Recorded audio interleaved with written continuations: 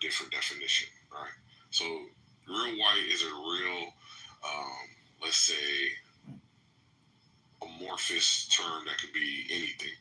Anyway, so what I'm actually picking up is black people who think they invented everything.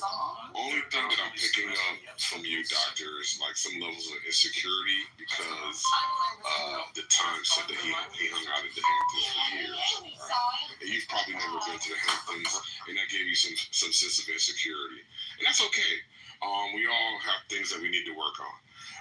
But I think another. Why do you think he's insecure? Why do you think? One second, I already explained it. I explained it. No, I didn't understand. Could you explain? All right, 1 second. As soon as I'm done, I'll give you the like after class fucking explanation. I don't need after class fucking. All right, just give me 1 second. Let me finish. You just got here. Did you just get here? No, been here. You just calm down. All right, cool. Calm down, and as soon as I'm done, I'll get back to you. I'm calm as a cucumber. All right, then please stop interrupting. You seem excited. No, anyway, so the Times. You're definitely not. I think another. All right, I got you. I think Doctor is also a little resentful that the Times has freed himself from the Matrix, and he understands that it's not these stupid culture wars and racial wars that it's being foisted upon us that creates the divide amongst us. It is actually the social class, the rich versus the poor, and we know why the rich are like so, let's say, aloof to what we go through, which is what he appealed to. He said they don't care about anything besides them.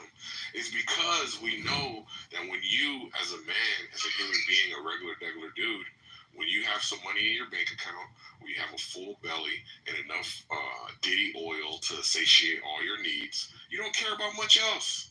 Same thing for them. Imagine living in a perpetual state of satiation.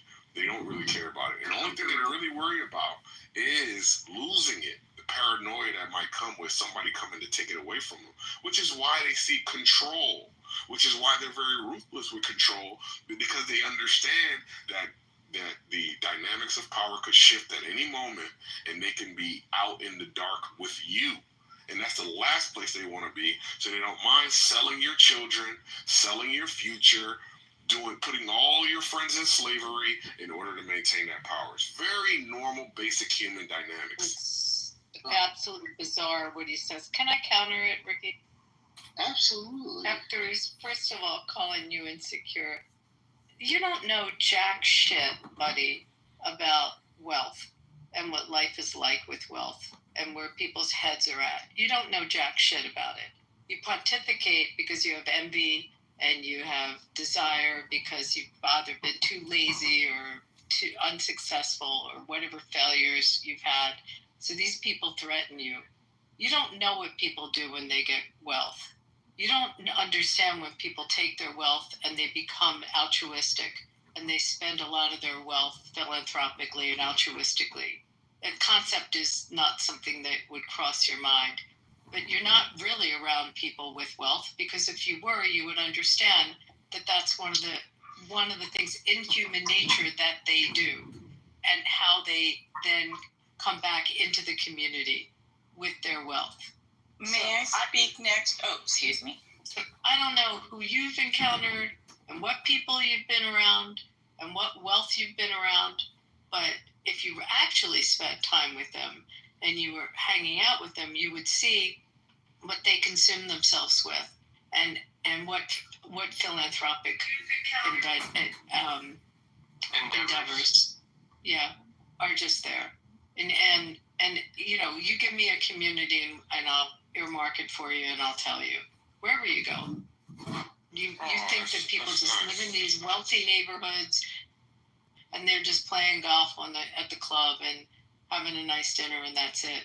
You're not seeing the checks that are being written to pay for the hospitals as they're being built, to take care of the community centers, to make sure that the old age homes are funded, to make sure that community activities are taken care of, children's programs, after-school children's programs.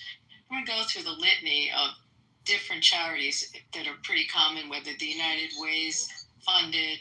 Who do you think's paying for all this? It's the wealthy people. that are paying Maybe for it. Concrete has seen this. Maybe he knows. So maybe you just don't know Someone anyone. after her, and then I'm after that person. I'll go after that. Buzz Okay. can be true in terms of that. You think? I want to say something here. Well, hold on. I'm next, and then the other gentleman. But that was an embarrassing submission, Abby. But she's not done yet. She's got more drivel to offer. Shut up, Concrete. Go around. Your mom, Alan. Your mom. Excuse You know what I mean? me. Come on now. Let the Alright, everybody chill out. Don't make us talk patients with Trent. I'm not done yet. I'm just done yet. I hope for you, Concrete, in your life. By the way. Okay, I hope, Concrete, for your life that you gain enough success that you get to a point that you can turn around and you'll have the wherewithal to take care of others and make sure you commit and you give money to those charities and those organizations in your community that are in need. It's a great feeling. It's the best feeling in the world. And I hope for you, I pray for you that you can get to that point. When people But to absolutely condemn and have this sick envy towards people that are at that point is just wrong and it's just ignorant. And that's it. Yeah, so what I want to say is that I'm going to say something to Abby. yeah. Abby, thank you. That's a blessing of a rebuttal. Very, very nice. Concrete, shut the fuck up. Abby, who was the lady after Abby? And I'm going to go after that lady. This is like I want to say something. It's a short. Hold on the times. I wanted to respond to Abby since she addressed my point so eloquently and so profoundly. I think it's due response, right? April, do you want to go, and then I'll go after you? Yeah. Abby said something to me, and then I want to respond. Let April go. New voice. Thank you. Go ahead. Thank you. What Okay, about the continuity of the conversation, bro? Whatever. okay, you go ahead then. No, it's fine. It's fine. I think This you isn't can an go ahead. electrical outlet. Go Just ahead. let it go. Doctor, you're so in that. But Abby seems I to feel like defend I'm you. now getting in the way, so. It's fine. If you want to make a point, go ahead. Because Abby made a complete psychoanalysis and, Right. No, a survey. She made a complete survey of my. Yo, KP, what's going on, bro? What's going on? Why are you interrupting me? Why are you interrupting me? It's not the concrete show. You just chill, bro. Not the concrete show. You're the one making it to the KP show, and I don't have any beef with you, bro. I'm not. You're interrupting You're me. an asshole. So April's You're talking an now. asshole. Go ahead. April's talking. Thank you. So thanks a lot. Okay, I am from the Santa Barbara area, Montecito, Hope Ranch. My family's been there a long time. We came over on the little wood boats years ago. Blah blah blah. My daughter went to boarding school at Kate. Okay. Oh right. Really beautiful there. Yeah. So one of my sister's friends, she worked for CPS for 25 years. Okay. And she had pension. She loved going to the spa. I was visiting my sister one time, and Annie was complaining she couldn't afford the spa or go to it, and she was left. And I was like talking to my sister. I'm like, "Hey, what's up?" And this was like, I'm telling you guys, this was 6 years ago. Okay, 6, maybe 7 years ago. And I'm like, "How come? What's up with Annie? Why isn't?" And my sister said, "Oh, that she discovered there was this humongous satanic pedophile ring in Santa Barbara County that included sheriffs, judges, top officials, ministers, like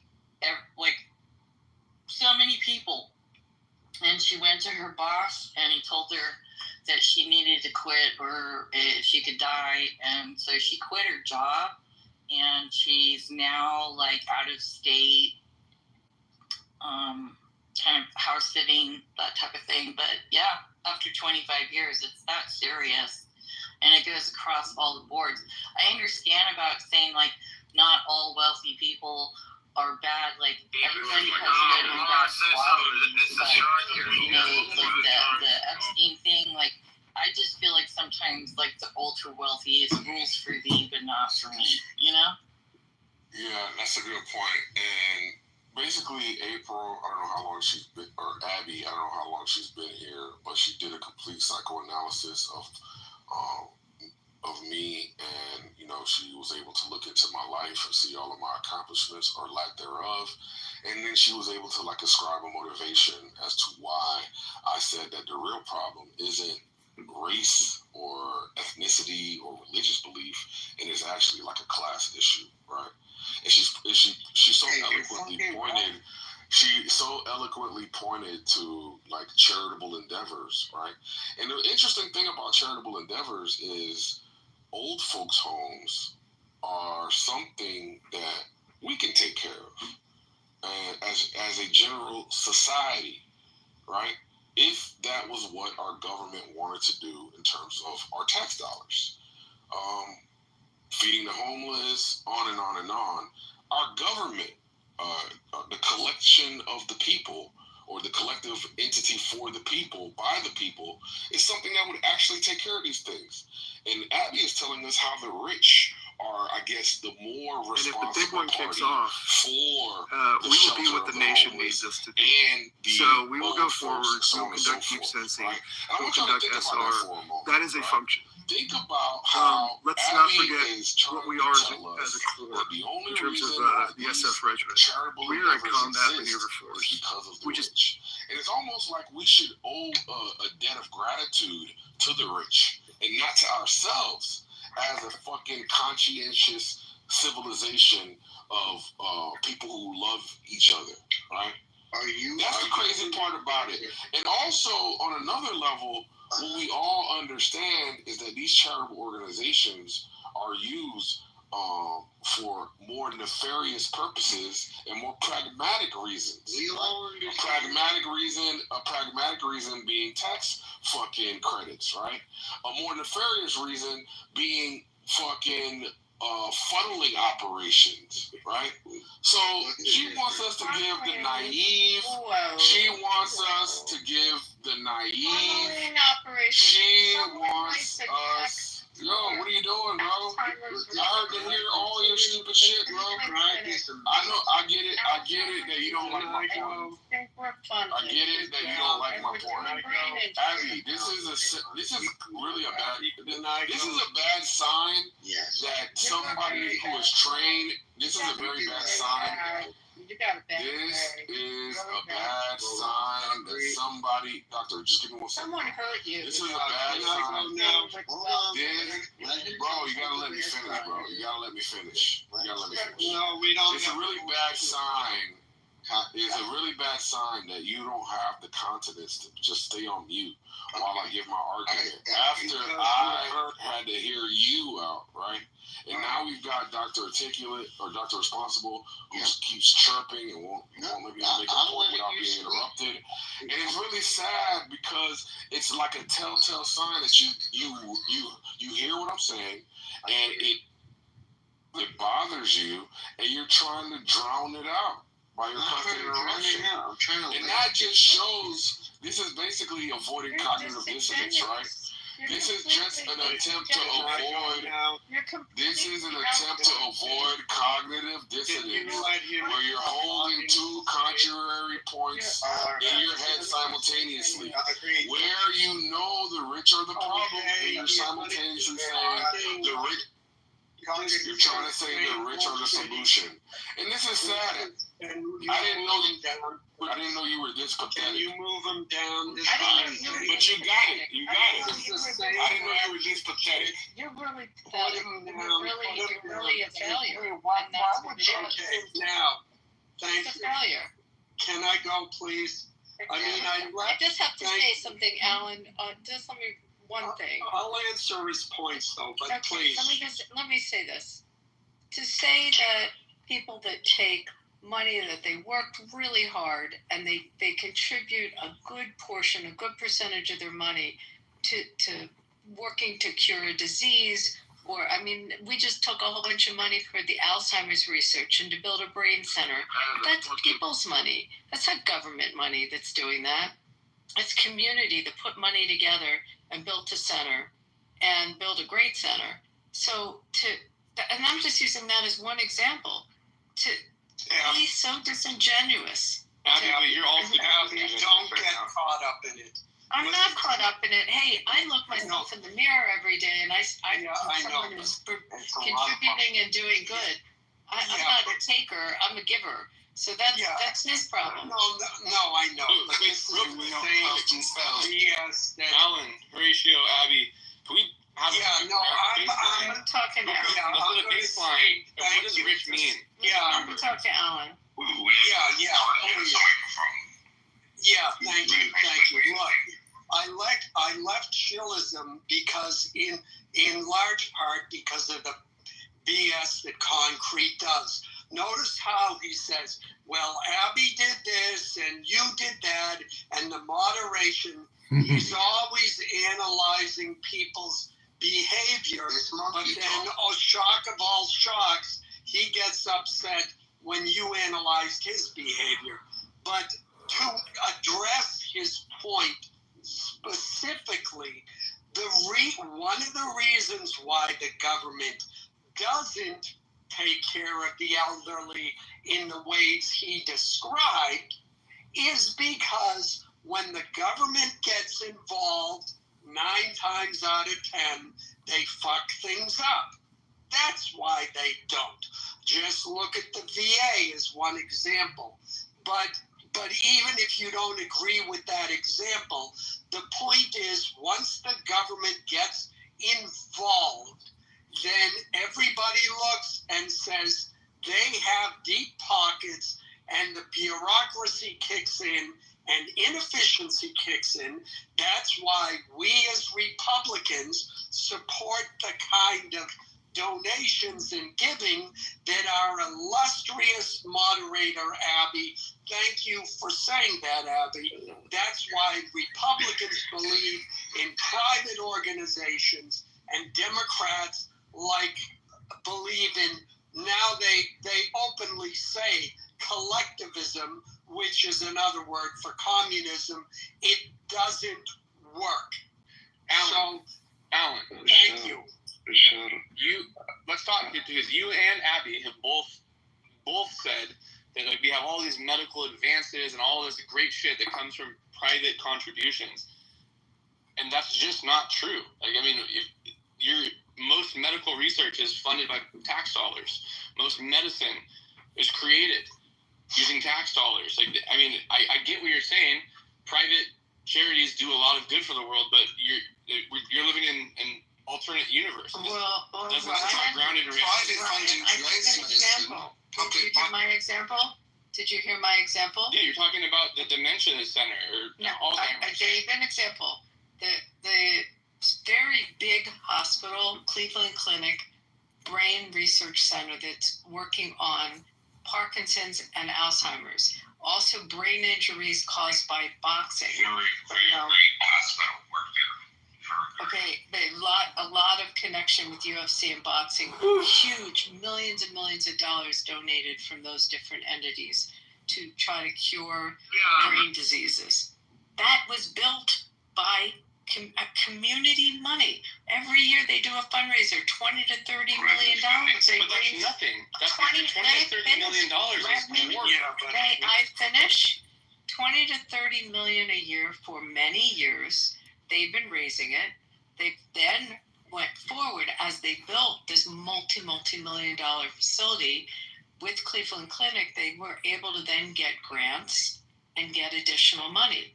But where did they get Sir, I am an Indian man. I live in New York, but I want American citizenship. My point is, this was something that was put together by community money, and if you ask, it got put together by wealthy people in the community, people that had made money in our industry, that were of means, that could write the checks, and they gave back to the community. I happen to be blessed. I'm going to leave with this. I am blessed that I live in a community that people take their checkbooks out and they give back for the community. And I can tell you something. What you're talking, there's nothing. I don't need to say anything right now. There's nothing better than walking down the hallway and see your family plaque because of foundation work we have done. Yeah, let me address Ryan. Hold on. I've been real quiet for a long time. Let this I wanna add. individual speak. Oh, I'm sorry. Yeah, look, this is a very simple Grok question. I asked Grok, what is this is the question I asked, very simple. How much medical breakthroughs have occurred from private funds versus public funds in America? List in percentages. So one of the things to know is that oftentimes private funding and public funding work together in hand in some aspects. But to cut to the chase, the conclusion is approximately 65% of medical breakthroughs in America can be attributed to private funding, industry, philanthropy, Industry. Wait. You're taking private means any private company. funding. Yeah, Listen what I'm that's saying. completely separate from charity money. No, If you're talking private, that means private industry. That means any private. Please. That's I a sat here different very answer, quietly. Ryan, I'm going to have to drop you if you interrupt me again. Okay, just wait your turn. So look, 35% comes from public funding. So that refutes the point that you made in breakthroughs. And so this No, reinforces Abby's Pause. Pause. You're wrong. Period. Point blank. Ask Grok another question. Ask it a follow-up question. Too many seconds. This is pretty simple. So if we're weighing if private funding in the medical field has advanced. No, charity, not private. We're talking. There's a huge distinction. If you can't make that distinction, What's I don't know the what it is. distinction? The distinction is private versus people giving versus actual corporation. It's the same thing. We're What are investing. you talking about? That's what we're looking at right now. That's a different. That's give you're me a- investing. When you're going to a charity, are you giving money as an investment, or are you donating? Someone talked about how public funding goes to waste. That's why you weren't here. No, I absolutely understand that public funding often goes to waste. That's not the So that's issue. We do both. You understand? No, but that's not what you were talking about. When you were talking about community breakdown checkbook, We when do you were both. saying stop, everyone. We do You both. are creating a distinction We do both. without a We difference. do both. Okay, Okay, no, no, I'm let's not fighting an argument. You're fighting against And Ryan has told you this is a argument now. You're attacking to me. see That's my not an argument. family. I hope Jesus from our pockets for years You're to not help letting me speak. breast cancer centers. This is what we do. Hold on. Dementia centers. This is what we do. I'm on board where I have given money as a board member. I also had to sign notes and guarantee loans that my board is taking out to build, take out a mortgage or to develop another facility in the building. We've had to not just take money out of our pockets straight out as a gift, we've also had to go on the hook on mortgages and on the hook for them to develop. So we're doing both. We're doing absolutely both. And we need to build medical centers. Here's the thing, I mean, we love But you money guys, because listen, we want. you guys can like this. You guys can like it or fucking not like it. But that's what people that have wealth do. Okay? And They're not doing it. They're not doing it so they can put their name in billboards. They're doing it altruistically because they want to do it because they cared to the community they grew up in and they want to help that community. Real whites. Us fake And whites. I don't really give a flying fuck if you don't believe me. I don't give a flying fuck because I don't do it to please you. It's Ricky. I'm just saying, teach us, because we have no idea what's in the head of these people. Like, I'm a piece of white trash, and so are like 70% of the people in the room. We have no idea what they might do or think. I'm not a piece of white trash. I know didn't you're grow up not. that I'm way. not saying we are. I know you're fired up. No, I'm not fired up. I'm just coming from a place of someone you probably never talked to. Okay? Yeah, and on You top, probably never had this on conversation. top of You probably never that, thought you would. on top of Well, that, here's the thing. he forgets that it's people who sit on those boards, and it's people who say, you know what, in my company, instead of taking our profits and giving it to our shareholders or doing some other thing, we are going to give it to this charity. It's still people giving. The distinction he was trying to make was it was a distinction without a difference. He was saying, oh, it's not charity. He just didn't know what the hell he was talking about. And maybe I think you missed the joke if you told you Ricky enough. He was siding with you. It was maybe a little outputting. This is what we do for our communities. Don't care where you are. We're going to take care of our elders and siblings. This is how we were raised and built. So I don't know who the guy, Ryan, who the fuck you are. No. We take care of shit. We give out of our own pockets. We don't care about anything else. I want your mother to have, surgeries if she doesn't have the insurance. We want to take care of your sister that may be having brain cancer. God forbid. This is what we do just out of the kindness of our hearts. The fuck is wrong with you, man?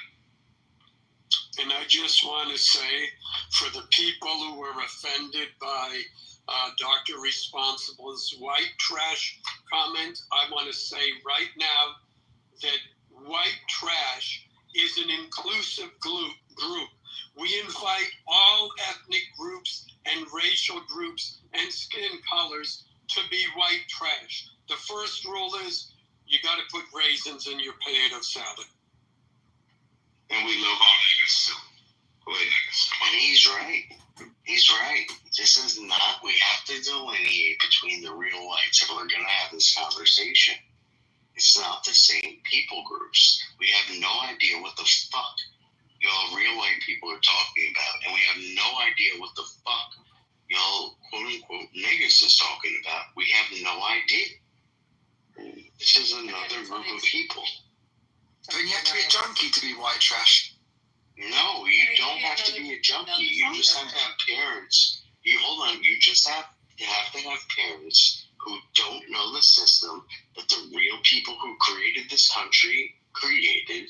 You have to have parents that don't understand it, and then you don't understand it. That's what the fake whites are. You have to be the underdog. We're getting classified as this group of people, but we have no idea what the fucking Mayflower people, real whites, actually set up. We have no clue. Okay, so that's why it has to be delineated. Nothing else. And you want to know the real secret? The real secret is all of those tricks that the rich people use to, quote, avoid paying taxes. Anybody who makes 50 grand a year can use those same things too. And you pay less taxes if you do what they do. You don't have to be super rich. You can file taxes just like Donald Trump, and if you're making over 50 grand a year and you have your own business, you will save $3,000 a year. And the more you make, the more it goes up. Especially if it's private money. But Alan, here's one of the things I don't care about that. I care about the responsibility. And I would tell you someone that's on this side right now, KK.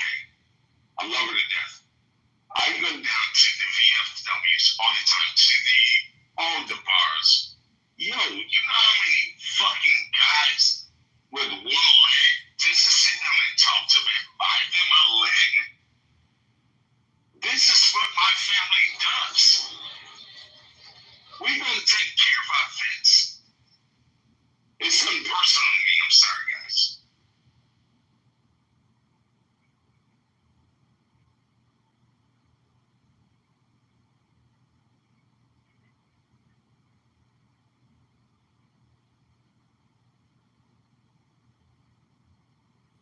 Sorry about that. Just had a meltdown. Sorry, guys.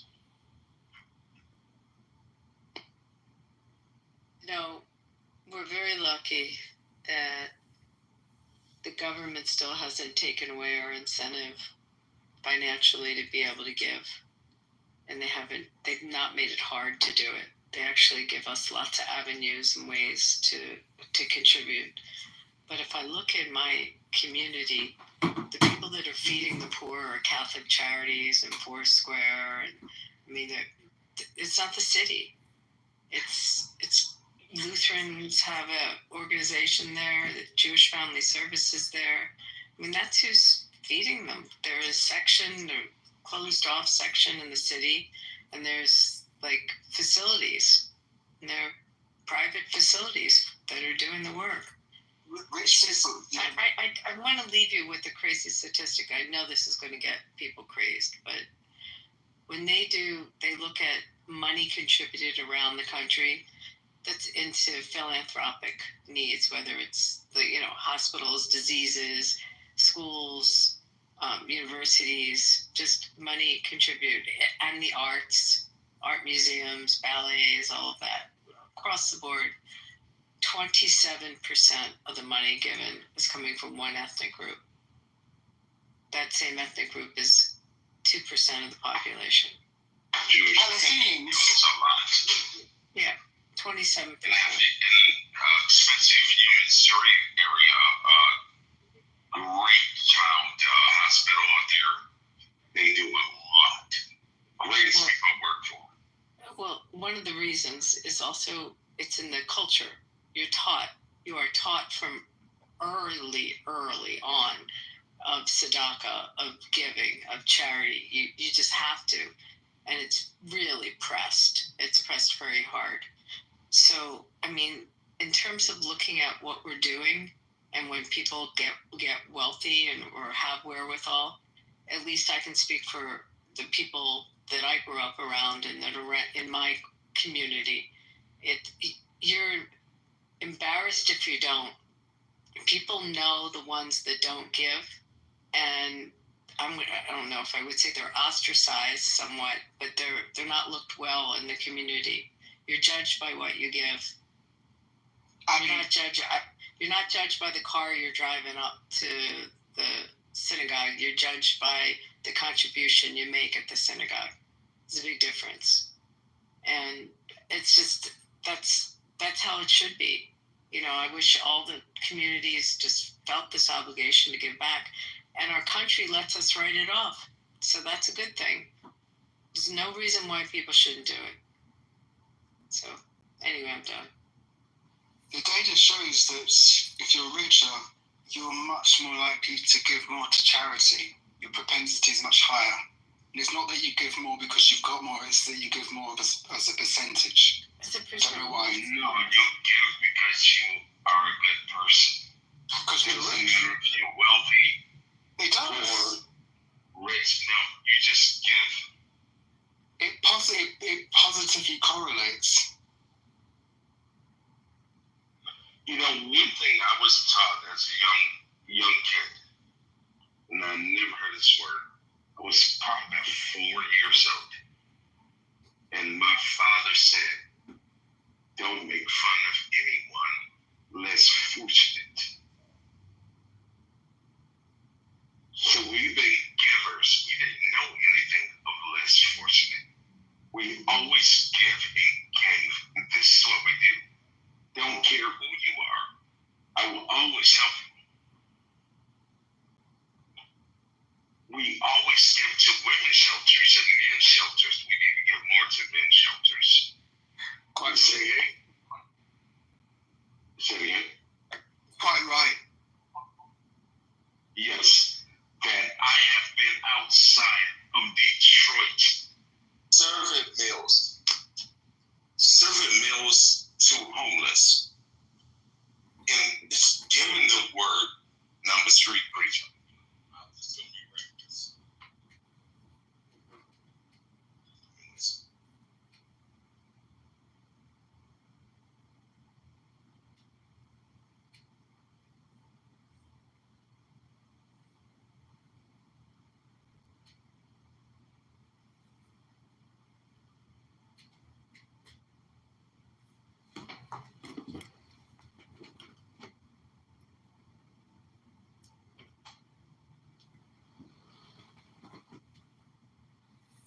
Yeah, $100 billion a year is avoided in federal income tax by donating to nonprofit charities. And I'm all for Zadaka and doing charity work, but the country's $37 trillion in debt. We just keep borrowing and spending into oblivion and giving tax breaks to wealthy donors to nonprofit charities.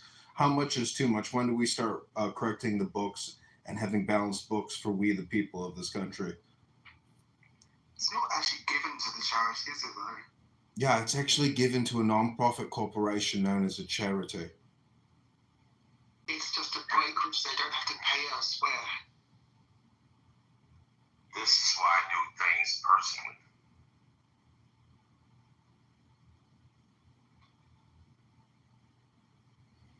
There's so many of us do things personally. Listen, Mark Zuckerberg and Priscilla Chan, they created a nonprofit and gave hundreds of millions of dollars to it because they felt guilty because they pushed the vax on everybody. Now people who have inflammation and disease are trying to cure it with their nonprofit. If that's not hypocrisy, I don't know what it is. Oh shit, what's up, John? I didn't know shit. What's up, John? Sorry. Good job. Go ahead. What's up, brother?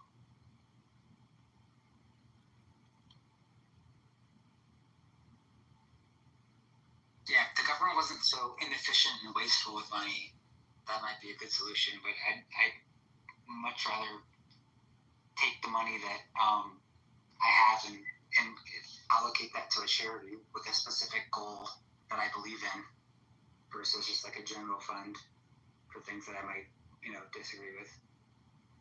And I'm not a big fan, but Ronald McDonald House is a good place. It's one to donate to. Well, a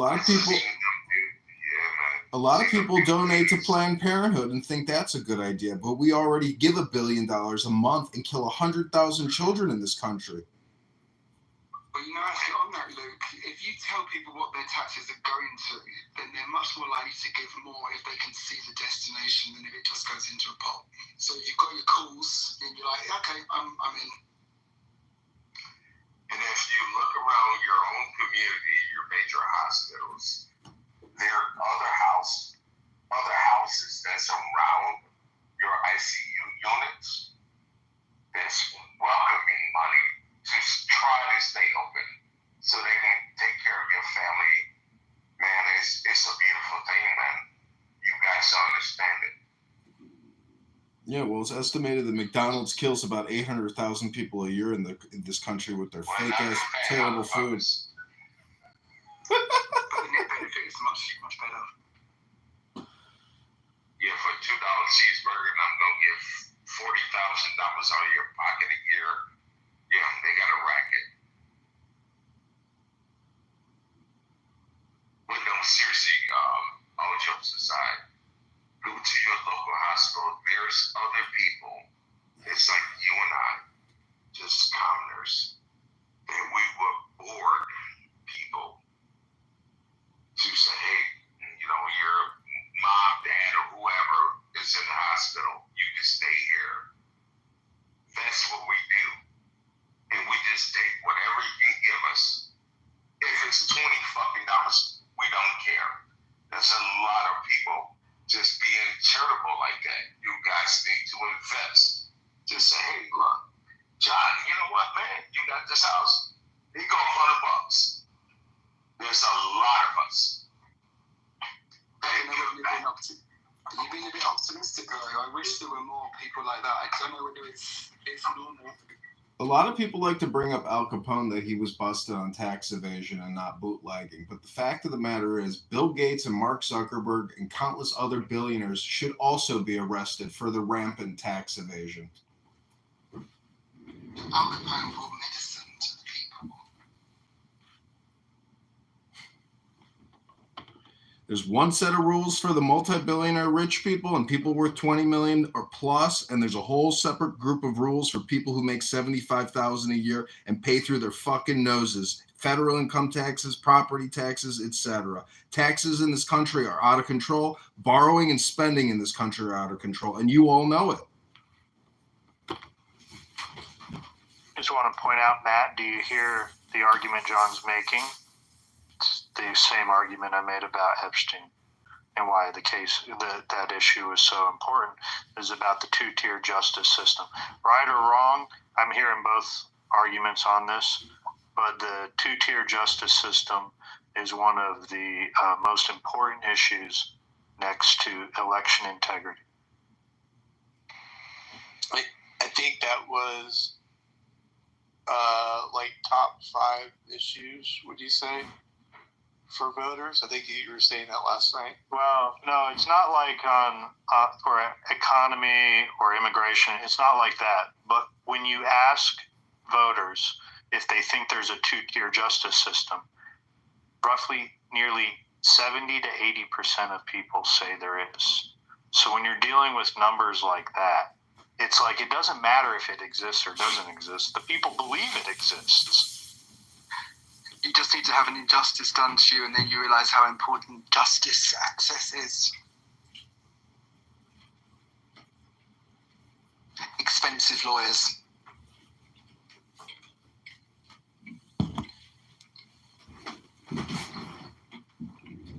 I mean, Warren Buffett even admitted that his secretary pays a higher income tax rate than he does.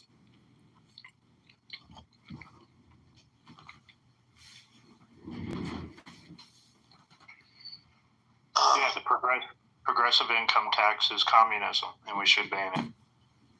Yeah. Maybe moonlighting in some ways.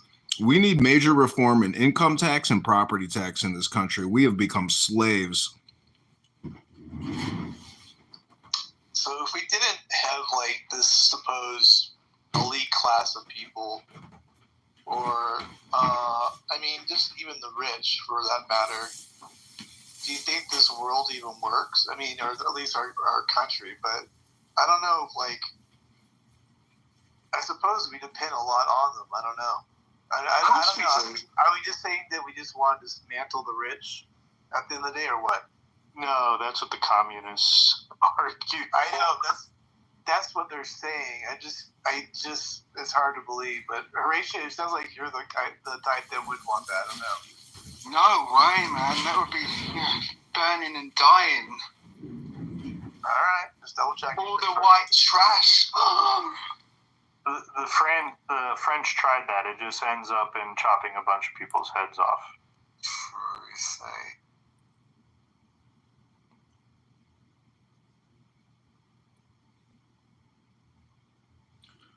I mean, is it fair to go to work 3 out of 5 days a week just to cover your taxes? It's too many days anyway.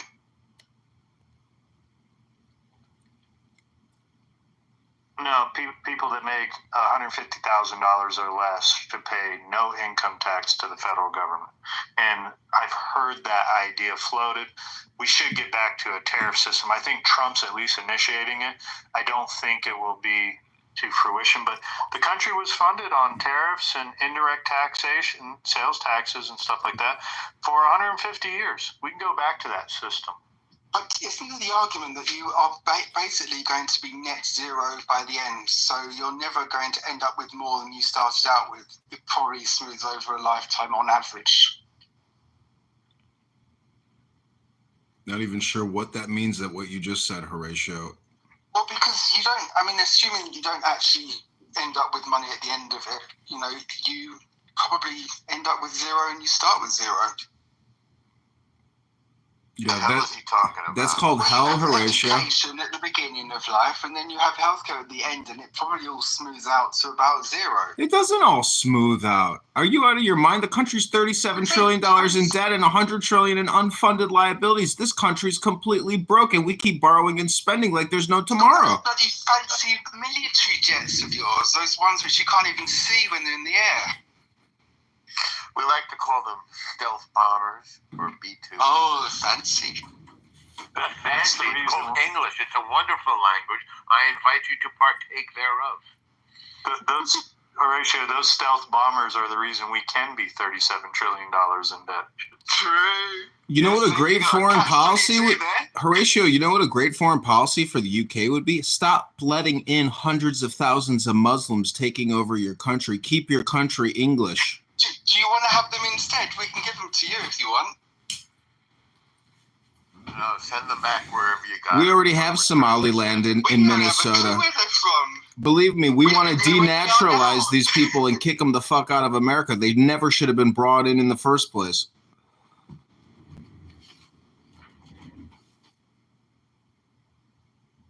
Afghanistan. That's on you guys. How the hell is it on us? Because you got tired and left. I mean, after you fucked 12 years wasn't long enough. This is somebody who had an empire upon which the sun never set, and now you're sitting there and you can't pay your bills, and you're telling us about Afghanistan. Oh, no, it sucks, right? This is friggin' pathetic. Should have been born 100 years ago. I think we should institute a travel ban and let no English, British, UK person come into this country ever again. I think we should annex England and just say, listen, if they speak English, they belong to America. Oh, yeah, please. I've been trying to say this for years.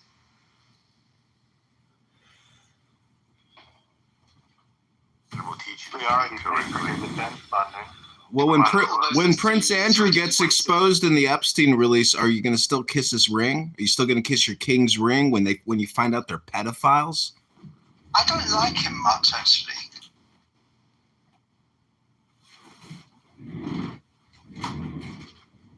Well, that Prince Andrew is guilty as all hell. He committed all types of criminal sex acts against minors.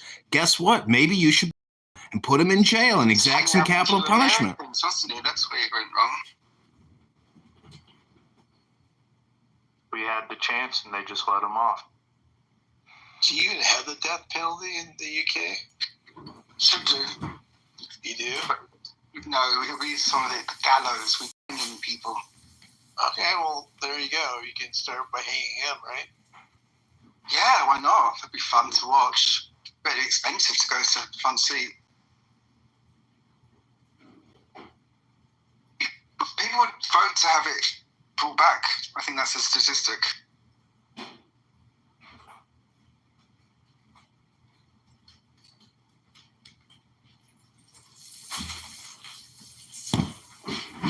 Listen, today's a great day for America. USAID is no longer in power, and that has been exposed to be a criminal organization dedicated to the destruction of America. Day by day, we are slowly liberating America from the deep state and criminal Democrat, Marxist, communist terrorists.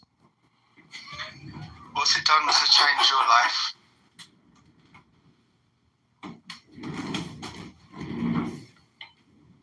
What has it done to change my life? Yeah, now there's no more USAID. You see, we're Americans, Horatio. We believe in liberty and the maximization of liberty. This is maximizing our liberty and freedom from people like you and the scum and villainy that have ruined America.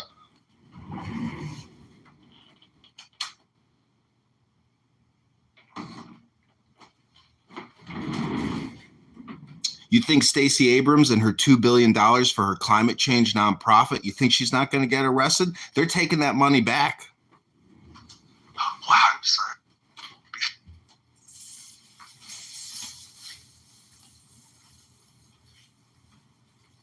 Small steps, John.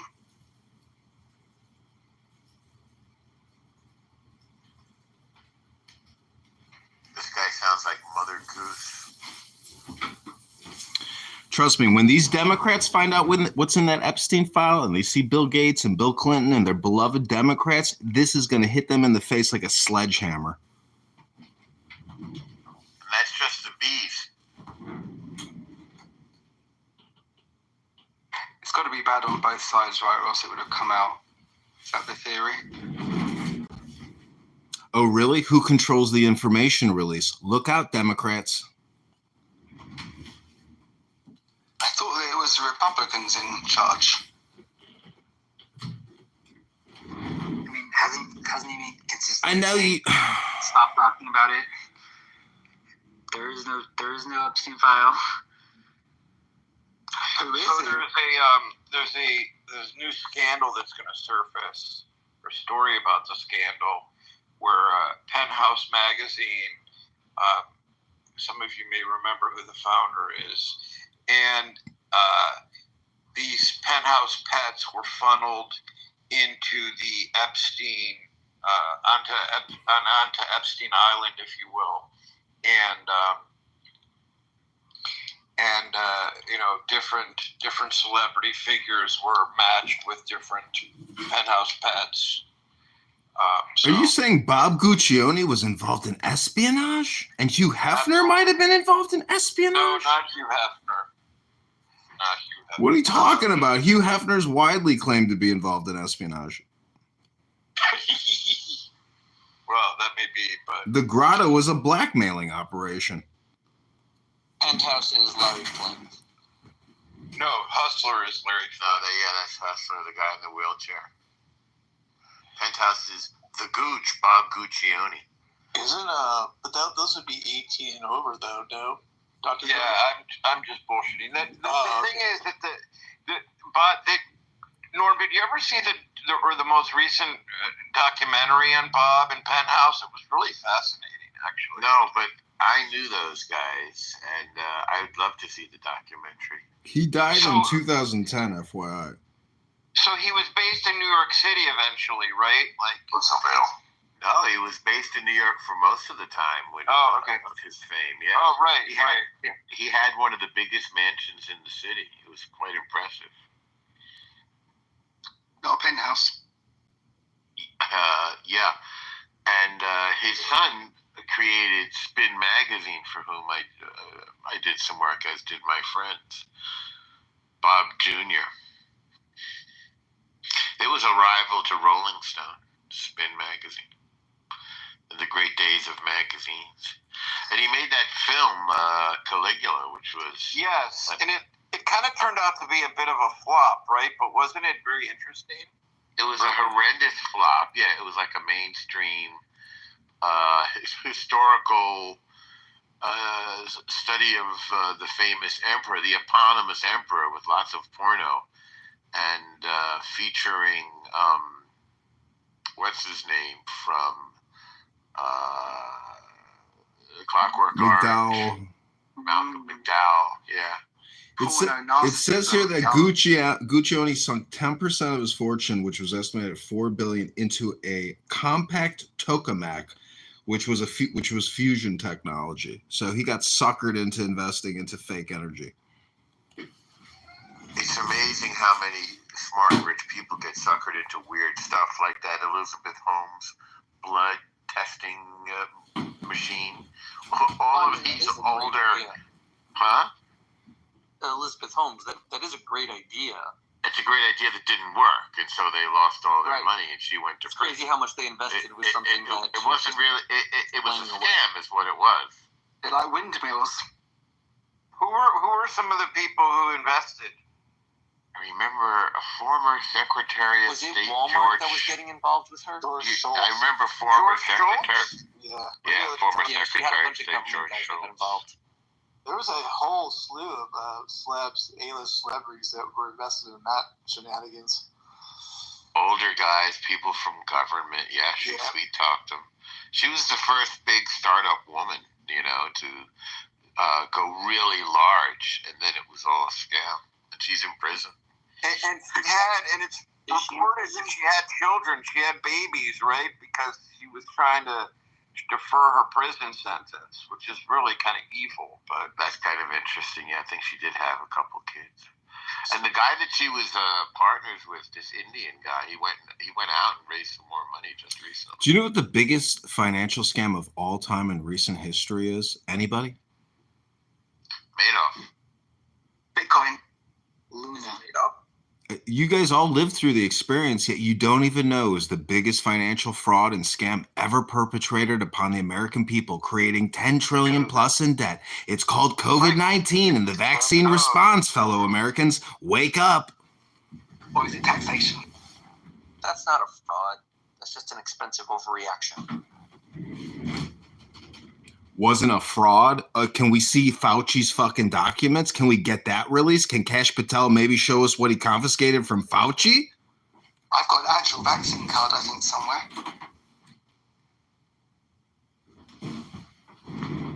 It's interesting. Bill Gates made $100 billion off that trade. What did he trade? He created one of the largest vaccine response corporations out of thin air. Boom. Fucking $100 billion market cap out of nothing. Well, we haven't had COVID-20, have we? You see? What was it called? Biosphere or some weird name. I can't remember it off the top of my head. Yeah, I'm not sure you're understanding exactly what happened, but I don't know the particulars, but if he made a company and it went from 0 to 100 million. 100 billion. Let me get the name for you. Sounds like he's doing something, right? Yeah, he's creating fucking bullshit out of thin air. He creates software virus, creates the fix. He creates a vaccine virus, creates the fix of that. That is the most corrupt motherfucker in this country. As you unravel the secret mystery of COVID, it strikes me that as society gets more complicated and we get more elaborate threats and technologies developed, like COVID, right? We had a plague. We've had plagues before. And plagues can be devastating. So we reacted very quickly with like all of our tools, the finances, the information, by which I mean like media companies. We also had the travel. We had borders. We had states. We had cops. We had laws. We had new pharmaceuticals, right? So we had all of these things setting up. And that's extremely complex, very complicated. And we do it very quickly and efficiently in order to respond to a crisis. But then what is the natural consequence? Because of all of that speed and complexity, well, like as we can see from the media landscape, there's an obvious conspiracy. It's just impossible to hide the specter of conspiracy when you have complexity. Complexity that by design, people do not understand the entire, like, I don't know how to make a vaccine. I don't know how they decide whether to report on this plague or that plague, like the plane crashes or whatever. Got it. We don't live in Egypt anymore. Listen, BioNTech in 2021, the market cap was 100 billion. Now it's at 26.65 billion. But this is all controlled by the Bill and Melinda Gates Foundation. You don't happen to work for the Bill and Melinda Gates Foundation, do you? I'm saying conspiracy theories are a natural byproduct of the complexity and development of society.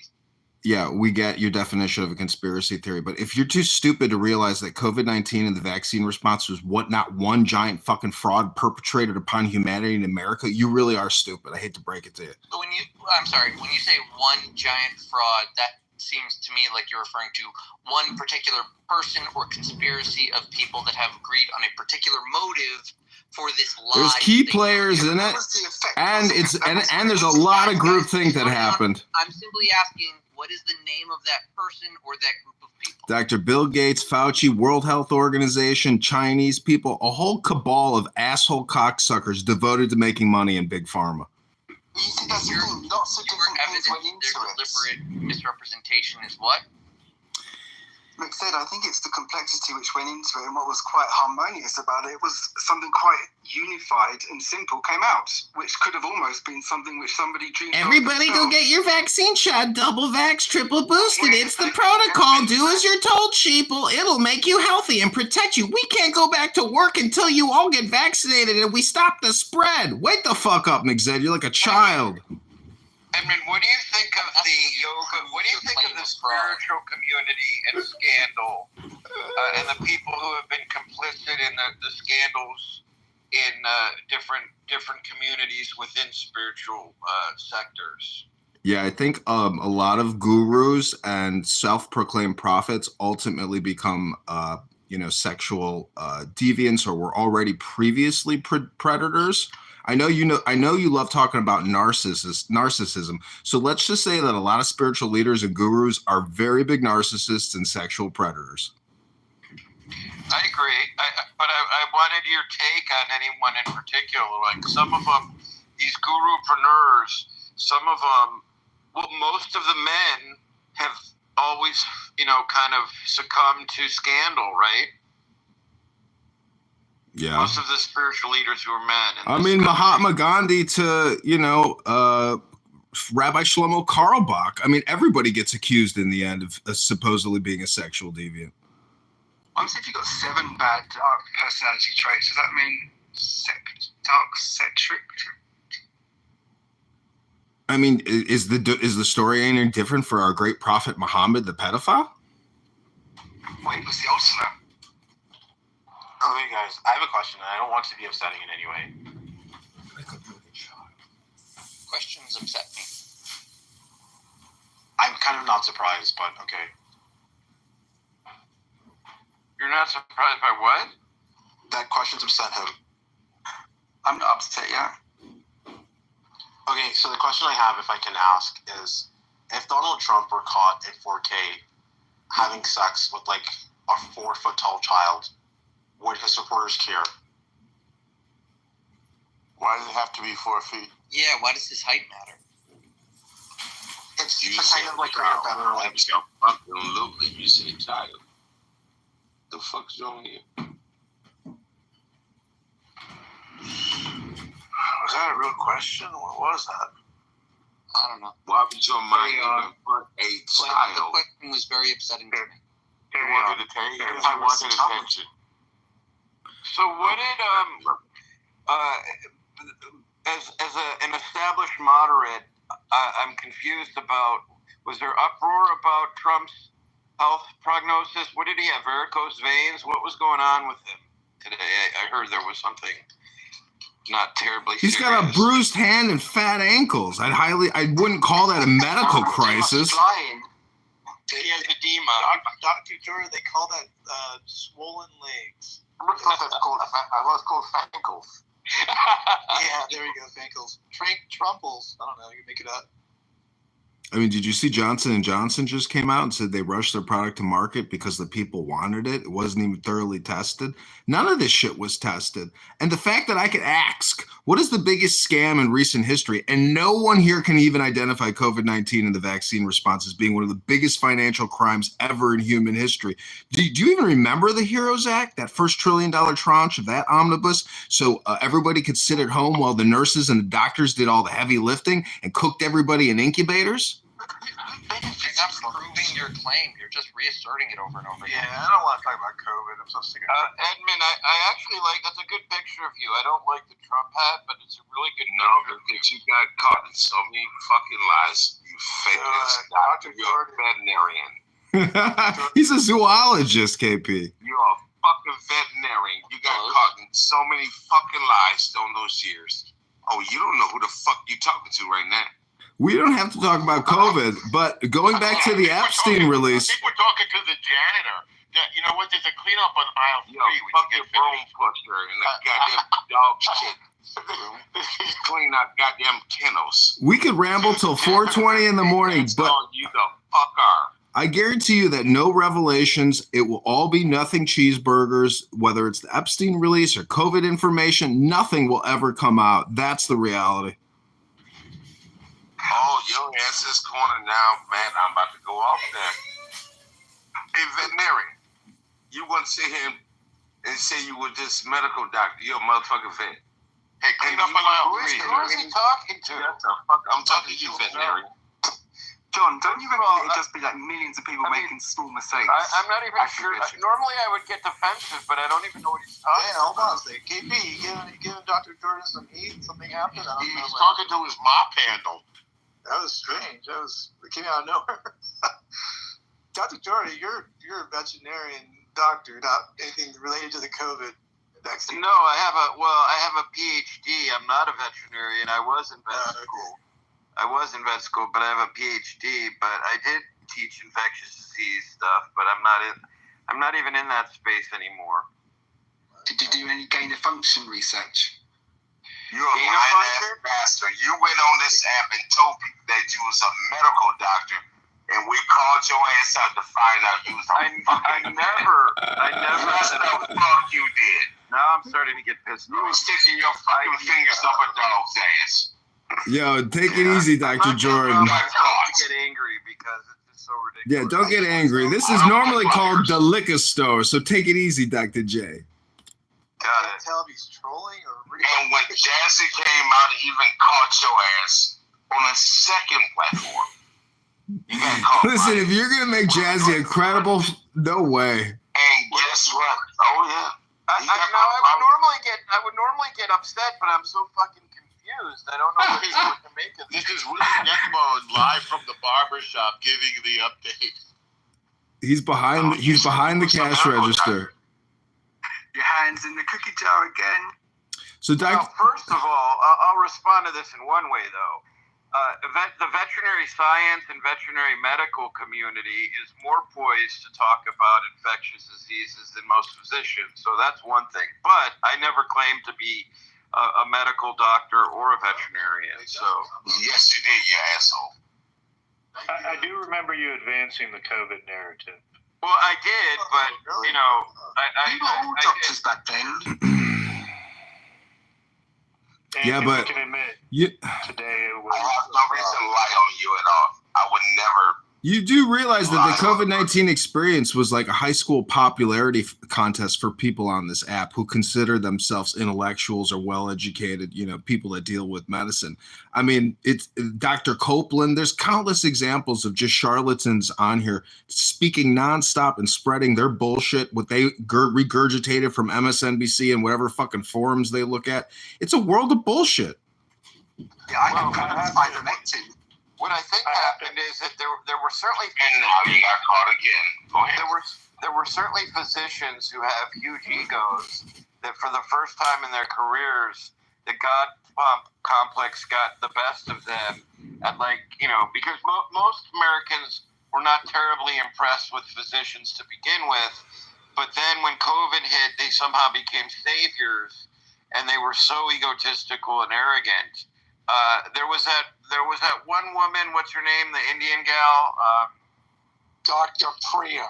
Oh, yeah, Dr. Priya. Oh, my Lord. If there was a personality, I mean, she wasn't an attractive specimen, but her personality sucked, too. I mean, it's just hard to believe you could have immutable characteristics that were painful to look at, and then, have such a fucking terrible personality. So her charm wasn't infectious. Yeah, her charm wasn't infectious. I mean, does anybody here? That joke. How can anyone here not think that? How can anyone here not think? So some people had an incentive they were being paid to peddle the narrative on this app. I was always curious, were you ever paid? No, because I've been out of the field a long time. But I did work with ivermectin a lot with him. But I'm completely out of the field. In fact, I once got accused in regard to the animal field. I once got accused of writing articles on behalf of SeaWorld to challenge the narrative that came out of that Blackfish documentary. And people were saying that I was paid to sit on boards and write articles for SeaWorld. And I wish that was the case. I didn't get paid a goddamn cent. I was just, supportive of some of my colleagues and passionate about the work I was doing. Yeah, Dr. Copeland was KP. Dr. Copeland was a special kind of asshole. Mr. Right-Minded was witness to a time I was in his room, and he was advocating for 13-year-old boys to be, if they came out as gay, that they should be groomed, what he called advised, but it was nothing short. It was grooming and pedophilia. That 13-year-old boys should be counseled by adult gay men how to properly prepare their anus so that they don't have anal tearing when they have anal sex. Who said Sounds very Greek. This was Dr. Eugene Copeland. Are you serious, Alan? I am dead serious because It's true. I Great idea. I was there. I'm a volunteer. Oh, Matt, were you there? Yeah, remember Beaver and I were there. We couldn't believe what we were hearing. Yeah, I know. And yeah, Mr. Right-Minded was there. See, I'm like, he's asking me these questions like, well, what would you do if your son came out as gay? And how are you going to counsel him? And I was like, well, if he actually did, well, then it's something we would explore together because I love my son, et cetera, et cetera. the normal answer. And he was like, yeah, but how are you going to counsel him for anal sex so he doesn't rip your ass? I'm paraphrasing. You have to say, just as long as you're not trans, it's okay, just as long as you're not trans. Yeah. So literally, I mean, it was, and I couldn't believe it either. It was, it's nothing short of pedophilia. So anytime I hear his name, I bring up that story. I'm done. And I would tell you, veterinarian, it was right around the same time a few years ago. You just got caught in smoke because you spoke too much about COVID-20, whatever the fuck it was. And that asshole of Copeland was speaking. You got caught up in the smoke. Another victim of the virus. I did. I definitely respect Dr. Copeland. He may have been wrong about this, but I actually think he was smarter than most of the physicians.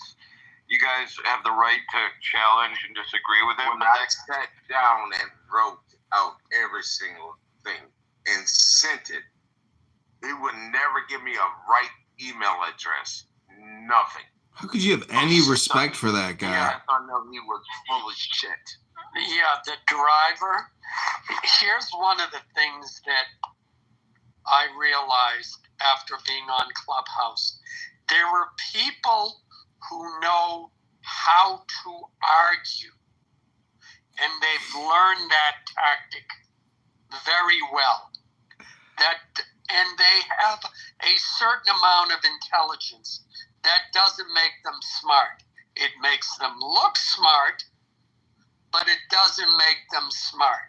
So one of his, if you went onto his stages, one of his tactics was you might be expressing an opinion about the vaccine or something else, and he would come up with this random scientific question, and if you didn't answer it, well, then you weren't qualified to even talk about vaccines or anything else. And then that's how he would shut down dissent. It was a diversionary tactic. And he was very more articulate than I am because I just got upset with everything. And when I told him, let's look at x-rays, what's going on? He would never talk about anything. How are you going to treat it? Are we going to flip? What are we going to do? Rotate? He can never understand anything. I said, this motherfucker's not a doctor. I'm just reckless like that. I said, you're a fucking liar. And that's how he got exposed. Did it poker? Hold on real quick. Look, I want to challenge the idea that Dr. Copeland was intelligent. And I want to challenge the entire medical community that bought into this bullshit that they were intelligent. They were intellectually dishonest.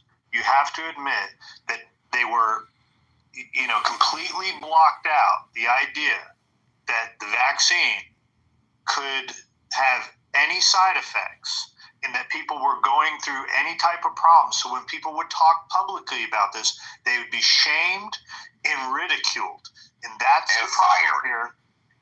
Oh, yeah, all the way to the point where they got kicked out of their spaces or even lost their access to education or, were fired from their jobs.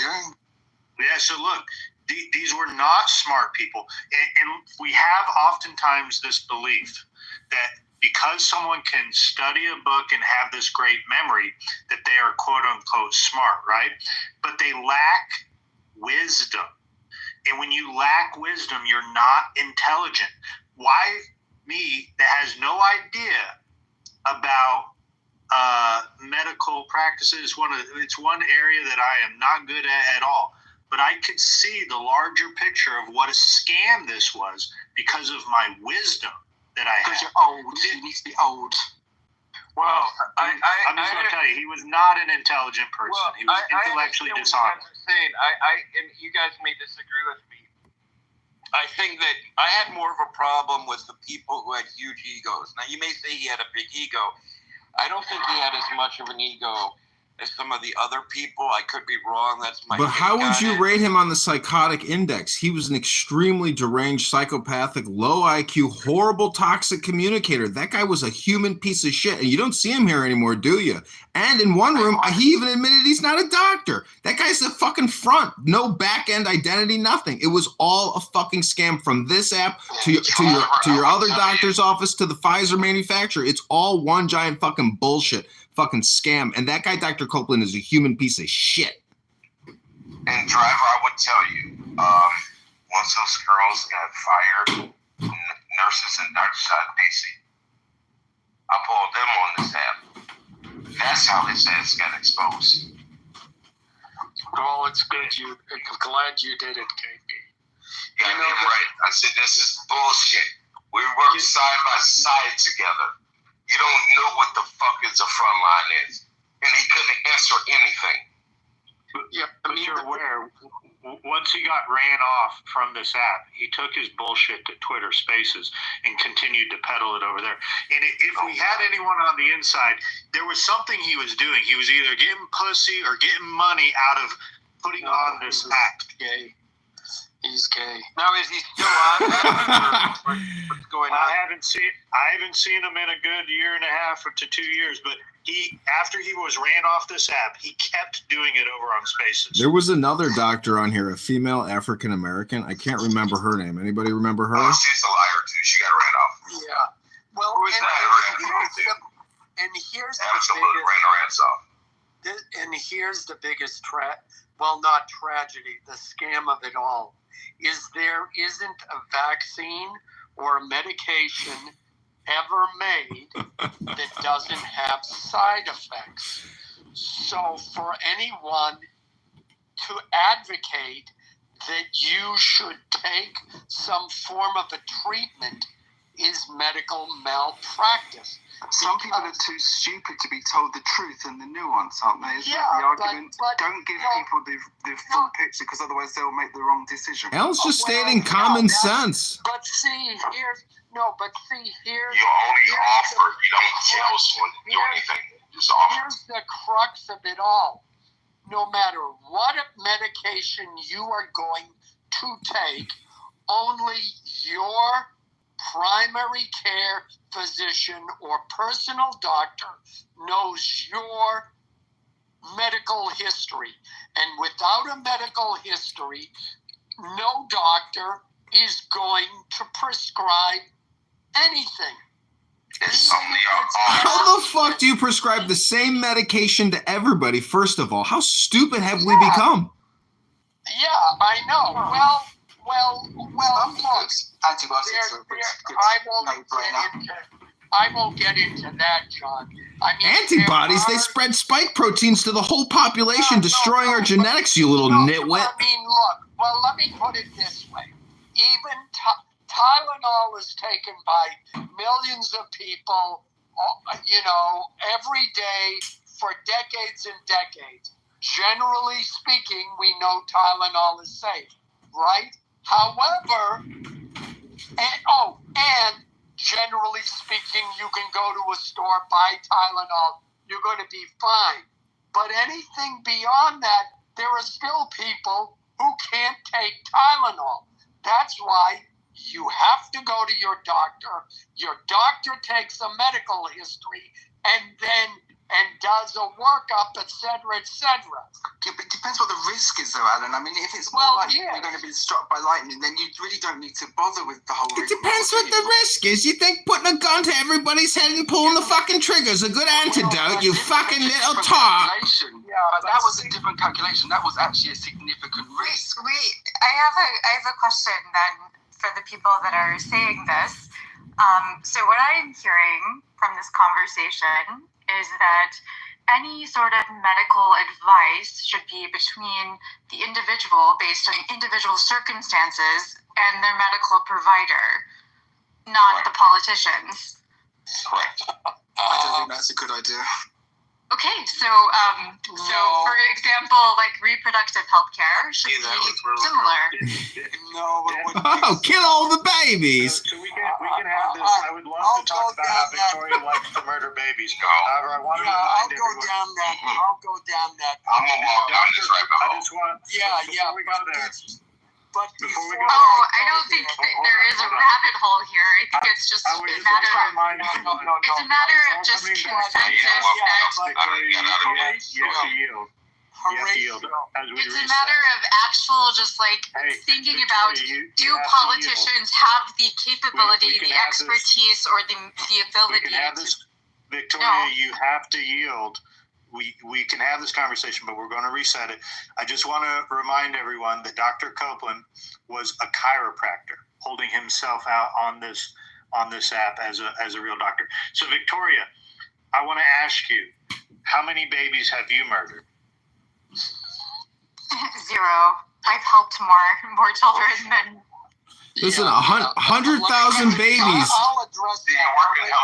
100,000 babies a month get murdered in this country, and we, the taxpayers, spend $1 billion murdering 100,000 of our own children in the United States of America. It's a sick world. You can call it reproductive health all you want. It's murder. Congress actually carves out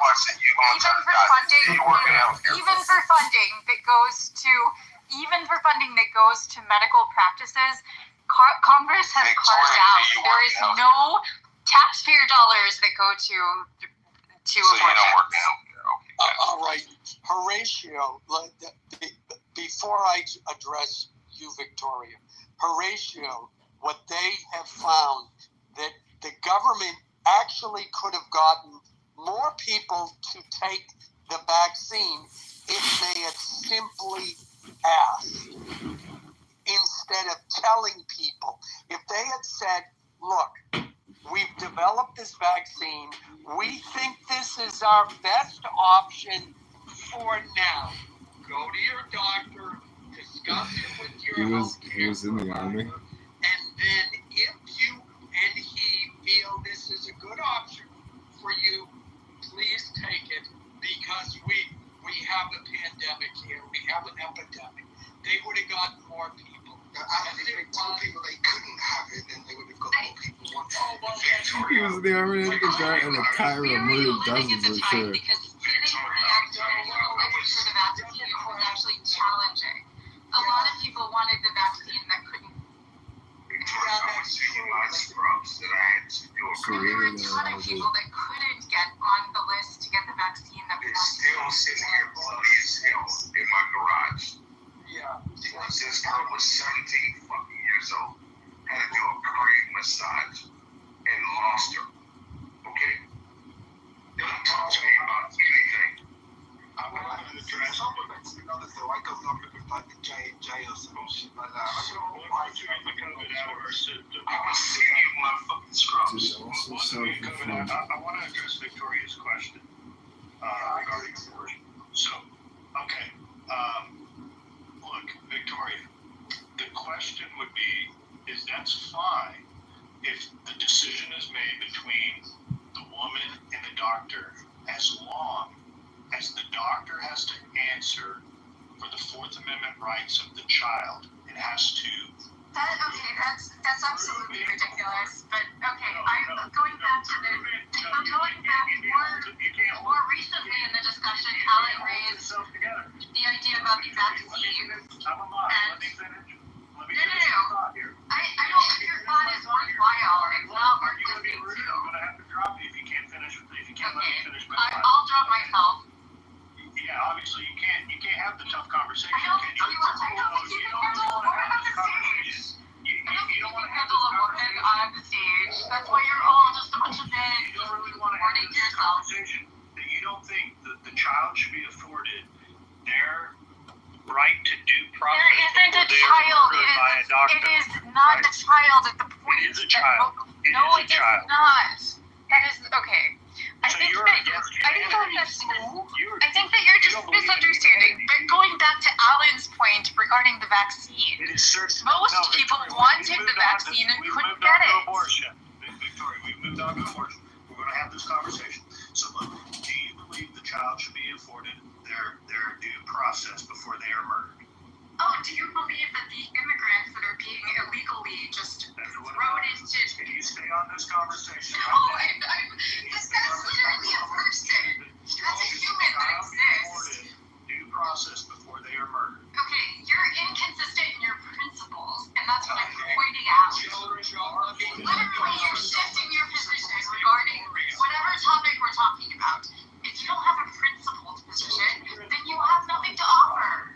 Okay, Joe, You can't answer this simple question that the child should be afforded due process before you and your doctor murder them. That's it. Yeah, but You're talking about literally cells that haven't formed yet. Joe, let me help out. Hold on. I'm talking about future persons, and as according to an ACLU class action that was just filed in regards about a week and a half ago, that the ACLU argued that any future persons that were to be born here in America should have the right to be a citizen.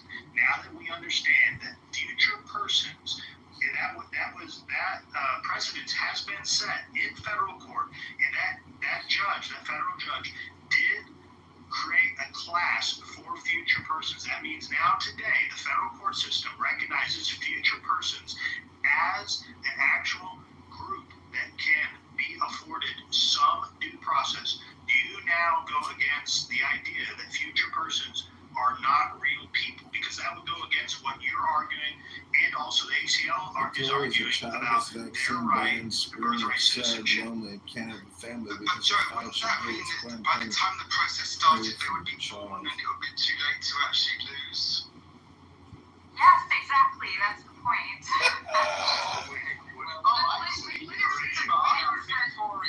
Literally, like, if you try to put these sort of medical procedures that are very time sensitive through our process right now, which is incredibly litigious. But there is no resolution.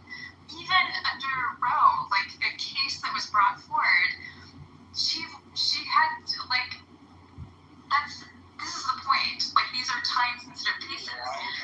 Yeah, like Victoria. Do you have a baby too? Yeah, Victoria. Let's for the moment, let's put aside the topic pregnancies, molar pregnancies. That would be great, except the problem is it's not being defined by the state legislators as cleanly as you're trying to. You're trying to set aside these exceptions, and those exceptions are not being adhered to. And that's literally what's happening now. Victoria, I was in the middle of talking. Well, your talking isn't really that helpful or informative. Trust me, I know how to handle a woman.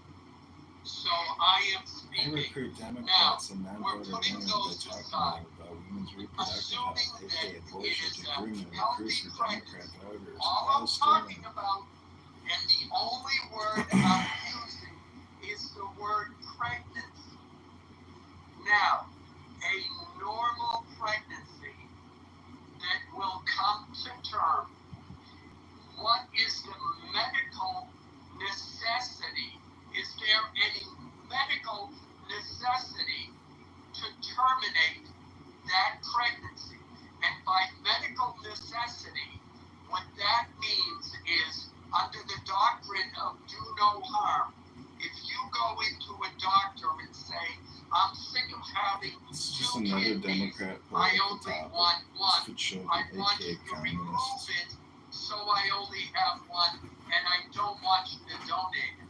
The doctor is, by law, prohibited Virtue, ethics, from morals, removing that kidney because there's no medical or even necessity. law. It doesn't do any harm, does it?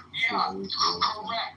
So, under that definition of medical necessity, what is the medical necessity for terminating a pregnancy? Exclusive of Which has nothing to do with virtue, ethics, morals, all our or pregnancies sure any pregnancies where the fetus, where it will, even if it comes to term, it'll, the baby won't, the pregnancy. Alan, you're not going to be able to convince Victoria, and she's not even on stage. What is the medical necessity? Inconvenience. So there is no, Horatio, it's not inconvenience. Maybe torn sick. There is no medical necessity. Okay, there are literally been women that have died recently because of sepsis. Like, Name one. In Georgia, there was a case. There have been several cases of women that sepsis. They couldn't abort a child that had already. The reason is that the laws are confusing. Right now, you're expecting there to be some sort of sense in the laws that exist, but the legislators went to trigger laws that existed before medical science had advanced. And so we have laws on the books in several states that are so mind-blowingly hard. Victoria, you're like a crisis actress, you know that? It's like you're nothing but a crisis actress the way you talk about killing children, Victoria. Babies! Innocent babies! So if you want me to respond, stop ignoring me. There have been what? You're literally ignoring me, but you're asking me to respond to your the word acknowledge. Do you know what the fuck the word acknowledge? You're not acknowledging anything that I have said. 3 or 4 cases. I don't think that you understand basic civics or how the country works or how legislators work. I feel sorry for the man that calls himself a future congressman who doesn't even know how civics work. We gotta have one mic. Let's let Victoria finish. Okay. And Victoria. The trigger laws that went into place in many states after Roe v. Wade was overturned were archaic. We had some state legislators citing information or basically law that was in place before women even had the right to vote, before female anatomy had really been scrutinized by doctors. For a very long time in our medical history, women were not examined properly. Why? Because the vast majority of doctors and medical researchers and scientists were men. And there was a lot of concern about scrutinizing too heavily the female body or anatomy. So what we had in place is a system, trigger laws that were very, very far behind medical science and understanding of what reproductive health care looks like, or the very distinct and different situations that a woman can face in pregnancy. And that can be very different in any amount of the term of pregnancy. So even the idea of term limits on when can you have something or when shouldn't you, or should there be exceptions, it's nonsensical. If you know how our justice system is so slow in terms of working, the idea of a pregnancy only lasts up to 9. Sorry, can I finish? A pregnancy only lasts up to. You're filibustering right now. You're just going on and on. So. No, I'm trying I'll wrap it up. You're pancakking. You're putting point on point after point. So I'd like to respond because I understand how the justice system works. The doctor, if they have to go through some sort of medical procedure to save the woman's life, they can prove after the fact that it's already occurred. If they're doing it legally and they're doing it right, they should have the documentation and the evidence to be able to prove it in court why they had to do this emergency procedure. Oftentimes, our court system does not ask people for permission ahead of time. It asks after the facts have already occurred. So making it out that we can't afford the child due process after the fact of it already, the medical procedure already occurring, is ludicrous. it can occur, and we should hold doctors accountable, especially after COVID and what we've dealt with, because these people are baby murderers. Okay, there have been cases in which doctors have been fined or charged with criminally or civically. But they're finding, let me remind you, they're finding thousands of babies below abortion doctors' homes and in their cellars and buried in their backyard. Backed by these death cultists. Go ahead, Al. Yeah, you didn't answer my question. You brought up the sepsis. I said a normal pregnancy. And most pregnancies are normal. Now, that depends on age, blah, blah, blah, blah, blah, yada, yada, yada. But I said, what is the medical justification for terminating a normal pregnancy? There is none. Can I ask you this? What is the chances? Yeah. What is the point that you're trying to make? Maybe just make that clear. The point is, there is no medical justification. First of all, there's no medical justification for terminating a normal pregnancy because most abortions are elective.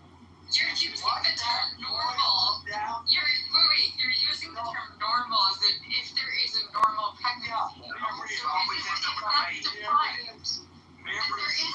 that's the point that I was trying to raise, is that all pregnancies are normal. If a woman gets pregnant, 9.5 months later, little Johnny is born. That's a normal pregnancy. Even without medical intervention, the pregnancy will, even without the vitamins and the monthly checks, the pregnancy starts and conception 9.5 months later, little Johnny is born. Yeah, the only justification is I'm not in the mood. That's literally like you're really. I don't know where you're educated, but most abortions are elective. I got this real quick. I'm about to put it in the box. What is sepsis? I don't need to be in the box because I actually just need to. What is sepsis? You don't know what sepsis is? It's literally where you tell us. It's where your internal organs are starting to become. Sorry? Give all the rates and numbers if you want to know anything. No. This isn't about the rates and numbers. This is what I'm referring to. You just making up bullshit. Listen, Victoria, you got to remember Dr. Ulrich Klopfer in 2019, they found 2,246 dead babies in his garage and an additional 165 dead babies in his trunk. Now you're telling me that this has to be something that is legal in our country. This is on a whole nother level of serial murder, serial killing. Victoria, how can you actually advocate to protect this heinous act? Do you understand that when Roe v. Wade was you could have just interested in the if the point of overturning Roe v. Wade because what the Christian right purported to be was to save the lives of babies, right? That was the purported aim. That was the goal. So what I'm just trying to say is, okay, I'm not familiar with that specific case. What I'm referring to is. You don't know who Dr. Ulrich Klopfer is? This was just in 2019. It was before Roe v. Wade was overturned. Okay, this is an abortion doctor that was found with thousands of dead babies buried in his garage and in the trunk of his car.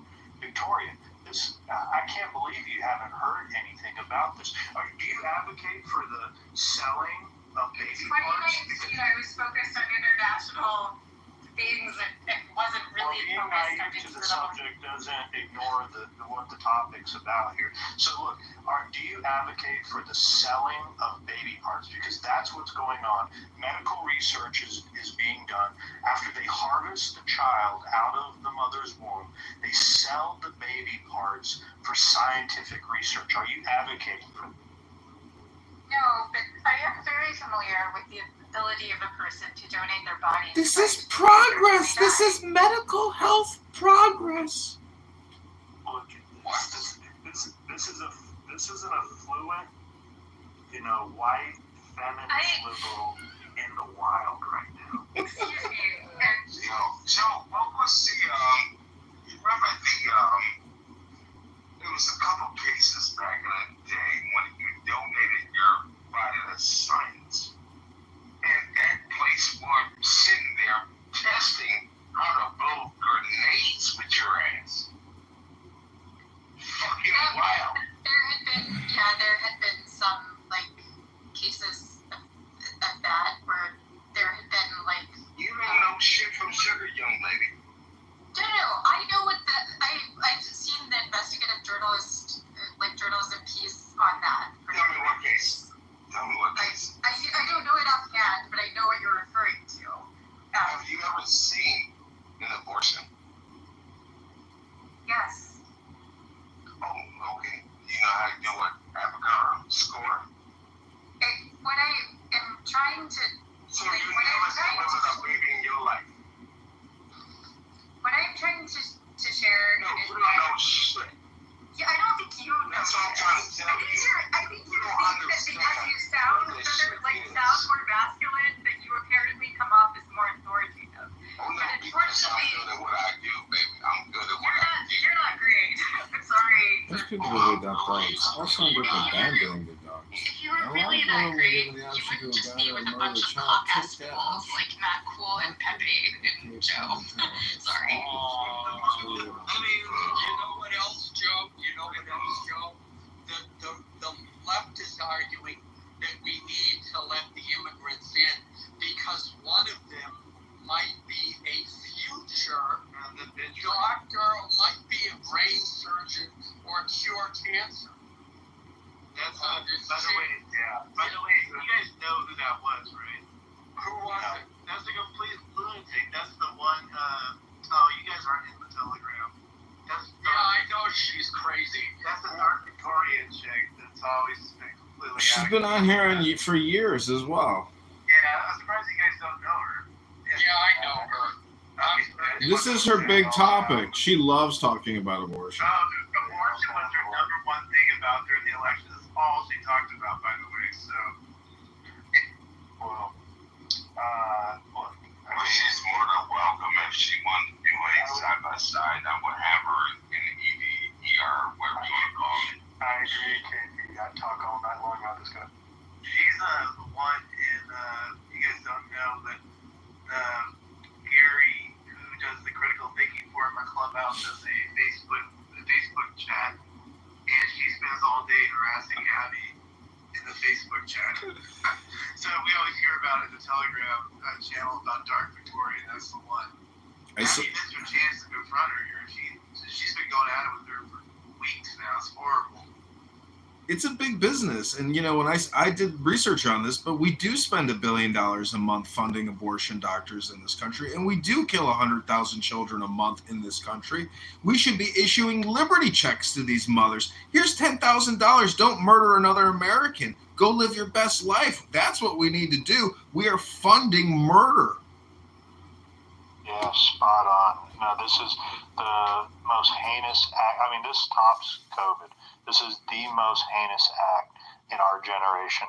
It is at the level of chattel slavery. Like, this is our generation. Literally shipping containers full of oil barrels filled with dead babies. That I saw that article. It is, and you're right, it is serial murder. It's absolutely insane, but you can get away with it when you got that white jacket and you got the legal certification and you can buy the indemnity insurance. It's fucking medical industrial complex, industrial murder, and it is so sick. It's unfucking real. You have to look at the global numbers. There's nothing that kills humans more than abortion. 72 million babies are murdered every year worldwide. This, in 1 year, this spans more death than the wars that we've been involved in combined. Like, this is, I mean, the most heinous act you could ever imagine. It is genocide of the greatest genocide ever on record.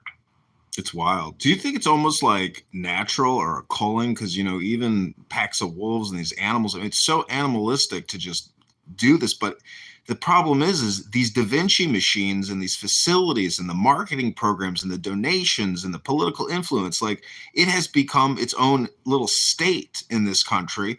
And I mean, you're talking global numbers. I mean, in China with 2.8 billion people or 2.5 billion people, I mean, even the suicide rates would blow your fucking mind. But the fact that people do this to beautiful, innocent little babies and young, it's just, it's like, it's just, you can't wrap your head around it. But in America, the fact that women like Victoria are that brainwashed and call it reproductive health, they're just political psychos. I mean, they're sick people. Well, you know, look, you have to look at the medical profession. And I know a lot of people are down on the medical profession. But when you look at the doctors' training, and not all medical schools are the same. I've spoken about this before. But PBS 30, 40 years ago had a documentary about medical students. And at this particular school, it was Yale or something else, each student is given a cadaver. By the end of that first year or second year, they completely dissect that cadaver. And in this one clip, which grossed me out, the guy is talking to the camera, holding some woman's, dead woman's, it's from her calf down to her foot, holding it by the calf, and speaking normally while gesturing with his hand, holding this calf. The only difference between a doctor and a serial killer is their code of ethics, that they believe that what they are doing, whatever it is for the good of the person they're treating. That's it. They may, someone might have diabetes and they got to cut off their foot, but if they don't cut off their foot, then they're going to have medical complications. The person's going to die. Would you want to cut off somebody's foot? I don't, but that's the rationale doctors uses. Now there's a reason for this. John, to wrap your head around it, these doctors believe that they are doing good. That's what they think. They're misguided, they're sadistic, but they believe they're doing good. So when you get someone like Matt, I forget what it was, Matt Walsh, with the whole trans documentary, I mean, these doctors mutilating children, they actually believe they're doing good. Well, I won't say all of them, because I think some of them, they actually are sadistic and serial killers, and they take pleasure in knowing that, I'm going to cut off somebody's We have kid. to have an ethics committee. We have to have ethics meetings every month. I believe assholes. On YouTube, they have medical misinformation policies. When you sit here in these ORs, you have to go do a surgery. You would see some of the heinous shit. Like, we just gonna do this and say, why? Why? Because what? Got to click that COVID-19 bonus. Well, that was $13,000 and $30,000. Your ass is on the vent, plus X-rays and everything else. They would charge you as a U.S. citizen because these people don't have insurance. So it goes back to the taxpayers. And there's been cases, I'm like, hell no, we're not doing this. No, we're not doing surgery. No. It's fucked up, the shit I have to see every day, and I'm sorry to waste on you guys.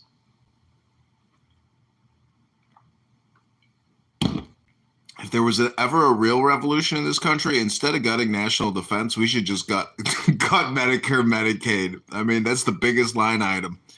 And we should keep Social Security and keep the Army. But this Medicare, Medicaid, and how much we fund it, $2 trillion plus a year, and there's $100 billion a year in fraud. Over 25 years, that's $2.5 trillion in fraud from operators, from providers. It's the biggest racket ever in human history, the medical industrial complex and big pharma.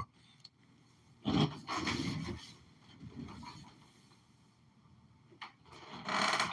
least we get something out of the military protecting us from getting invaded and scaring the shit out of the rest of the world.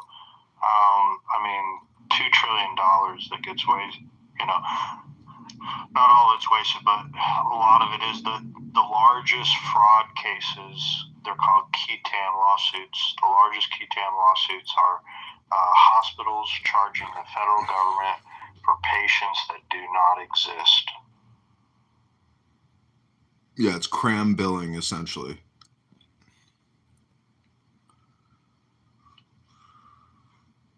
I can't believe in this day and age they're able to get away with that. A non-existent person getting doing it that way. That's how that's going. What's going on around here? The ones we know of. It's the ones we don't know of that they get away with, but the ones we know of, they had, were caught doing it. So. But there's a whole slew of them that we don't know of that's obviously benefiting. And how much was the total on the fraud on that? There's multiple cases. I'll get you a top 10 list. I mean, that's the thing. Doge came in handy. Like, I think tonight they just passed $9 billion in rescission. That bill passed. They get to codify basically Doge cuts. So I know it seems like a little bit of money compared to whatever the 30 trillion we owe. But you got to start somewhere. And if we can go after the fraud like they were just talking about, and hammer at that with this Medicare shit, the stuff starts to add up, man. We gotta do something. It's fucking crazy. We're gonna be broke. Can you hear me, Matt? Is that KP? Yes. Yeah, you're on. Yeah. I was relieved from my position during COVID because I exposed that. $13,000 just to diagnose you have COVID. $30,000 to put you on a ventilator. So that's already. And every single day, that is an extra, I think it was $8,000. They kicked my ass right out that hospital. I said, this is bullshit. And I had to go all the way up to the CEO, CFOs and say, no, this is not treating people. This is wrong. You relieve her duty, and 2 weeks later, got a mail, gave my final check, said, here you go. That sucks. I'm not going to do that. You're actually doing the right thing. Yeah. Okay, I got the list for you. So number one would be the HCA, Columbia HCA, $840 million in 2000. Unlawful billing practices, upcoding, billing for non-reimbursable costs, purchasing home health agencies to inflate costs, tenant health care, $900 million in 2006. HCA, $631 million in 2003. St. Barnabas Healthcare, $265 million in 2006. Oroville Hospital, $10.25 million in 2024. Harris County Hospital District, $15.5 million. So look, this goes on. And Cape Cod, $24.4 million in 2024. Extendicare Health Services, $10 million in 2016. American Health Foundations, $3.61 million in 2025, and Sod Healthcare, $3 million in 2025. So these are just, these are the things that were found to be illegal. This isn't just waste. This is just straight fraudulent billing that they're billing the federal government. So I'm gonna help you out here. Go look up Tenet, where them motherfuckers are located at. If we're spending $2 trillion a year that we don't have, we're collecting $5 trillion a year. If we were to drop spending by say $4 trillion and bring us down to literally $3 trillion a year in spending, if we were able to save that $4 trillion a year and we have $37 trillion in debt, just do the division. It's possible to turn this around, but we literally have to cut spending by like $4 trillion a year, $3 trillion a year, and we're never going to do it. So we live in a state of deception, fraud, and mismanagement. They will never cut spending. Congress and the Federal Reserve are out to essentially just keep spending. They're never going to stop. Have you seen the charts? And you can go to Grok and ask estimates. What's the national debt and the unfunded debt going to be in 2030, 2035? It's all linear. And that's the way this fiat currency and banking industrial cartel runs the show. But shoot up to Joe. You mentioned Tenet. They prey on inner cities. Fucking weird. Very much like Planned Parenthood. Folks, I'm done. Yeah, no, it's like there should be as much of a backlash as there is on health insurance, which there should be a massive one. There should also be one against the healthcare providers too, for how this shit works out, bro. Like, I don't know, I could go on and on about this stuff. I'll pass the mic. By the way, Joe, these folks that actually pull this off, is this like a cabal, or is it actually really individuals that are doing this fraudulent behavior? Because that's a lot of money to be just. I mean, I guess I'm trying to wrap my head around. There's just everyday people committing this fraud. Is that what this looks like, or is it a ring? Like, what the hell's going on around here? Well, each case is going to have its own individual merits, so I wouldn't be able to generalize each case. I'm not aware of each case either. But I mean, maybe KP understands better how the administrative side. It's the administrative side of some of these health providers. But there's even a larger drain the shit out you.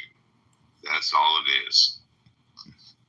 But it's not a group of people though. It's like it's literally just a one person draining the system right now. No. You know, one person at a time. What is it, KP?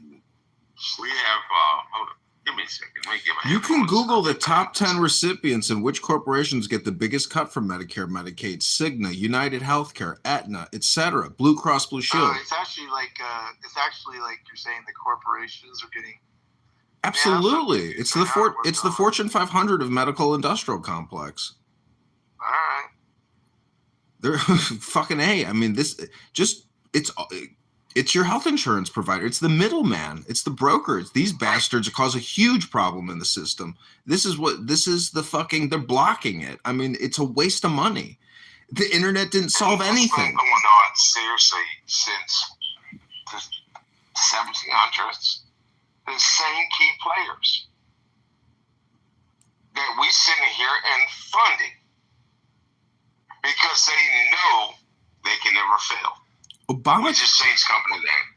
Obamacare was just another spending bill for $800 billion more dollars for the medical industrial complex everywhere. Keep Obamacare, motherfucker! It was just $1 trillion spending bill to give out so everybody could fucking bill the health insurance companies. I mean, it's one fucking medical industrial complex of bullshit. It's financial fraud, and it's not real medicine. Me, I done walked in HR and threw my white jacket on the table and said, "Fuck you" several times.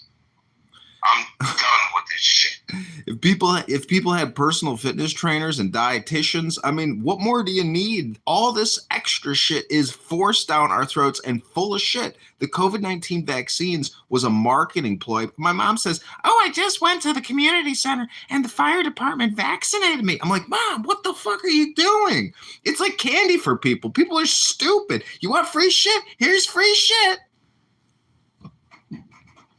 Well, hold on a second. I mean, one thing that came out of it was breast augmentations. Okay? I'm just saying, at least something good came out of it. Nothing came good out of it. $10, $15 trillion in debt. The guy I'm running against here in Illinois, he's been in Congress 10 years. That means he's overseen $20 trillion in debt creation. $20 trillion fucking dollars. You know, I will tell you exactly what Obamacare did. Because at that time, I had the wonderful fortune of having my mother-in-law come live with us. And I needed to provide her health insurance. And so I was looking long and hard at what plans I could get, how much it was going to cost, et cetera, et cetera. And what I found, I looked at the out-of-pocket expenses, I looked at the co-pays, I looked at all of it. It essentially, all of those things, the maximum yearly coverage, the maximum out-of-pocket, the maximum co-pays, that all stayed the same. The only difference I saw that they reduced the price of your primary care and they transferred those costs to the specialist. So where it used to be like $35 to see your regular doctor and $50 to see a specialist, it suddenly went to $25 and the specialist was $100. That was back in the day, if you went out of district, you had to pay the extra fee. Yeah, exactly. Mm-hmm. That's all. In terms of the insurance companies, nothing changed. The only thing they said is, well, you can't cancel people, and you got to, there were the few things the kids can stay on till they're 25, whatever it was, however that went. I don't think most people read their insurance policies and see how much bullshit it is. It's just a lot of bullshit. Paperwork getting overinflated. What about my cholesterol, Matt? I have breaking news. No, I'm sorry. I got some breaking news I think is pretty. Tonight, Anna Paulina Luna has criminally referred Jerome Powell to the DOJ for perjury. Have you guys heard this? I did hear about that just a little bit ago, yeah. What about the $2.5 billion makeover? $2.5 billion, yeah, for the renovations of the Fed's DC headquarters. What did they think? What did they think they were building out the new Goldman Sachs, executive offices? Yeah, this is the problem with the Epstein story being in the news cycle. There's all these bangers that are out there, right? Yo, what they should do is indict that fat bitch from Georgia. Letitia. That big ass gap in her mouth. What's her name? Letitia. No, the other one. Georgia's That's New York. Stacey Adams. Thank you. Yeah, they need to indict her ass. Fuck that. Stacey Abrams. Abrams. She got $2 billion for a nonprofit that had $100 in the bank account. And what was that number that when Biden was leaving, he gave out like $300 billion in grants to all these climate change and, nonprofits. I mean, that's a huge scandal too. Yeah, then you had that fucking, what was she from, that little girl at the time, that Swedish girl was pushing that shit. Oh, Greta Thunberg, whatever. Yeah, she was a big funder, or a big famous name, I'm sorry. Yeah, and they used her as a child because you can't talk about children. It was fucked up.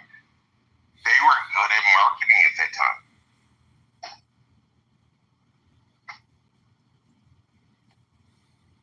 Well, nothing's going to happen to Chairman Powell. Chairman Powell, he was on television. This reporter asks him, is it sustainable? He says he made a Freudian slip. He said it is on an unsustainable. He said it's currently unsustainable. And then he corrected himself. But the point is, he said that we don't give Congress fiscal advice and we don't ask Congress for monetary advice. So if that's the root of the problem, it's a unified system. It's Congress and the Federal Reserve, but we are so far in the trenches of debt at $37 trillion with $100 trillion in unfunded liabilities. I mean, Trump is the guy to fix the situation. They appointed Kennedy to the head of Wall Street as the Security Exchange Commission back when the stock market plunged in 1929. And Franklin Delano Roosevelt said, it takes a criminal to catch a criminal. It takes somebody with some chutzpah and some business experience to get us out of this finance. Yeah. Are you talking about Bobby Sr.? No, talking about Kennedy, the old John F. Kennedy's grandfather, I believe, or his father. He was appointed the head of SEC. But anyways, FDR appointed him because he believed, he was widely accused of doing insider trading and fraudulent type of trading. So anyways, the point is, Trump is the guy to fix all of this, and I think he will fix all of this. But if Doge has already saved us $600 billion, we have to cut spending by $1 trillion a year. We can't let a Democratic Congress, Democratic senators, or a Democratic president continue to plunge us further into debt. And I can't understand why Trump is so hard on Massey and Rand Paul and all these fiscal conservatives and prudent people. They're just giving the money away. It's such a fucking waste.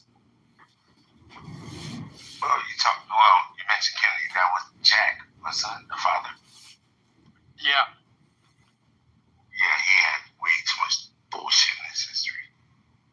Bootleggers. I mean, people in America have always ground out a dollar in some innovative way. I mean, look at all this fucking cryptocurrency and the trillions of dollars in market cap in crypto and these fucking millionaires and billionaires who came out of nowhere all because of fucking crypto. And once he had that stroke, he was done. His legacy was done. John and Bobby came up after him once he stroked out. Anyways, it's just American legends. You saw The Godfather, John. Did you see the third one? Though everybody hates it. Yeah, but remember in the first one. The point is, it's the higher up, and what he said was true. What Michael said is true. The higher up you go, the more corruption there is, because there's more money involved. It's my favorite part of the movie when he's telling him, he's like, all my life I wanted to be legit, and I thought if I reached a certain level, everything would be fair. And then he goes, but the higher I went, the more corruption I saw. Yeah. Yeah, but remember what? I always say this, sir, about John JFK. He had a great mind-blowing experience. Well, remember what Clemenza said to the Godfather? He said, Godfather, in 3 months, there will be nothing left for us to build on. What I'm telling you is your grandchildren, these non-existent COVID vaccine babies that will probably never will be born, will not experience that American dream, because at $37 trillion in 1999 and 2000, we were on a great footing. But since 9/11, we have gone absolutely fucking bananas with one scam after the next. And literally, the amount that we have spent on this war and COVID-19, it is so unfucking godly how much we have spent. I don't know why people don't understand how much of a financial crisis this country has created. You understand, if you sleep with a woman, you can pass this shit. It's crazy. Okay, if you're going to tell that JFK joke, KP, I'm going to tell my dead baby jokes, which I'm surprised we used to. Does anybody know dead baby jokes? We used to tell them when we were kids. What's the worst thing about a dead baby underneath 100 other dead babies? A live one crawling out. Yeah, I think what's the worst? It's alive. It's got to eat its way out. Eating its way out. Baby got to eat dead babies. Meanwhile, Victoria can come in here and say, it's women's reproductive health and it's not murder. You're all ridiculous. Yeah, you missed. First, you say. She won't even admit it's human. Yeah, first you say, how do you get dead babies into a truck? Then you say with the pitchfork. And then what's worse than a truck full of dead babies? A live one eating his way out there. What smells worse, Victoria's bathroom with 3 cat litter boxes, or an abortion doctor's house? Oh shit! Oh man, it's funny because it's true. And I know, John, you're Jewish. No, my mother's not Jewish. My father is Jewish. My mother's gorgeous. I'm a cashew. Okay. Why didn't your father eat your mom's pussy? Why? It's so close to the gas chamber. Why is sex like a box of Kentucky Fried Chicken? Oh shit. Because after you done with that breast and that thigh, only thing left to do is stick your bone back in that greasy box. How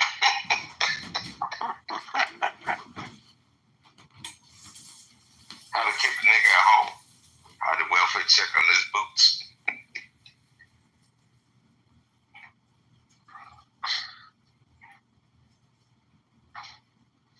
Oh man, these old school jokes, I love them. You know, they say that Bill Gates and Melinda Gates, their divorce was actually a strategic move to protect their assets. Mm-hmm. Yes. Why? Because it separates them. It separates them. If he's brought up on charges and these Epstein files come out, well, she gets to keep half of it. Oh, yeah.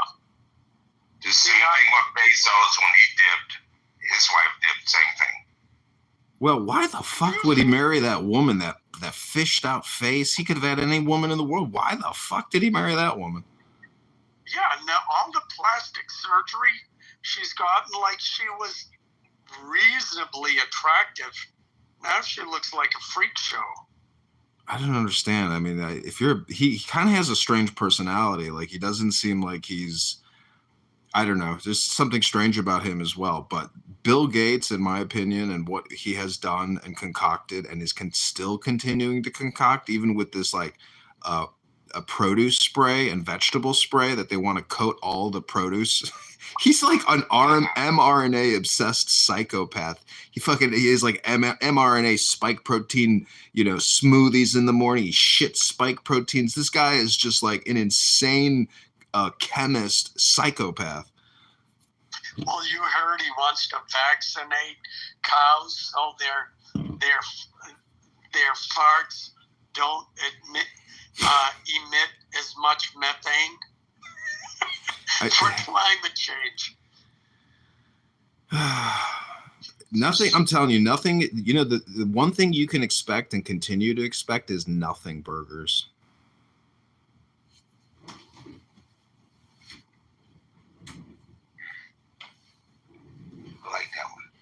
Even with especially with this Trump. Going to come from the investigation of John Brennan. God, I hope so. Well, I put it in the link, and I put the link in the chat. There was a convention they have this yearly where the Chief Justice meets with all the chief justices of the district courts, and they discuss things like How is the court system? Are you getting bogged down? What kind of, logistical things? And Judge Boasberg, the one who told Trump to turn the plane around midair, they asked the judge, and I'm trying to remember how they said it, but basically there's a memo going around where Boasberg and a number of other judges asked Roberts how they could, they were concerned that Trump would be, that Trump would not obey his rulings once they made their rulings, that he would ignore the courts. And now Roberts said in a kind of fatherly tone, hey, don't worry about it. Trump is very respectful. And on top of that, Trump has obeyed every court order that's come down since he's taken office. But what it shows is first of all, judges are not supposed to be discussing cases with other lawyers or judges. It's against the law. And number two, they are supposed to be, not only are they supposed to be ruling fairly, which they've now expressed, some of them have, like Boasberg, have openly admitted now that they have a bias. But there is a part of the legal doctrine in this country is that a court is supposed to presume that elected officials are following the law. And that there's another legal, Abby should be here, but there's another part of our legal system that says that if there's an action taken by a politician or an elected official, and one can be interpreted as constitutional, but the other can be interpreted as unconstitutional, you should assume that the elected official is acting constitutionally. And these judges now, it's a memo that was some reporter got a hold of it. How, I don't know, but it shows these district court judges have a clear bias against Trump. And wasn't Roberts appointed on the Bush? Say that again? Was Roberts? He was appointed on the Bush, right? Perhaps. But Roberts isn't the one doing this. No, KP, Roberts isn't the one doing this. It was the lower court judges, the district level judges, well, not all of them, but some of them. There were like 30 there total. So maybe 10 of these district court judges, obviously from liberal states, sent this memo to the Chief Justice Roberts saying, gee, gosh darn, we're worried that Trump is going to overthrow is not going to follow the Constitution and ignore our rulings. And Roberts told them, don't worry about it, boys. Don't panic. Everything's okay. And when you look at all of these rulings and filings, Trump has followed every directive, has appealed things. He's following the law. So all of these, this whole narrative that Trump is going to be a dictator, that he's trying to overthrow the Constitution is absolute bullshit on the part of the left. Trump talks a lot, Trump trolls, Trump talks a lot of crap, but when it comes down to it, what he does is he is following the letter of the law, 100%. He is not ignored. Alan, it's these judges that don't obey the Constitution. Absolutely. Absolutely. And that Boasberg judge, you know, the whole thing with whatever that gang member was, not Garcia, but the other one. He, you know, Trump they put him on the plane. The plane went to Venezuela, I think it was. And so the Boasberg, you know, had a hissy fit because he couldn't have his way. Trump appealed it to the Supreme Court. The Supreme Court told Boasberg, no, you're wrong, Trump was right.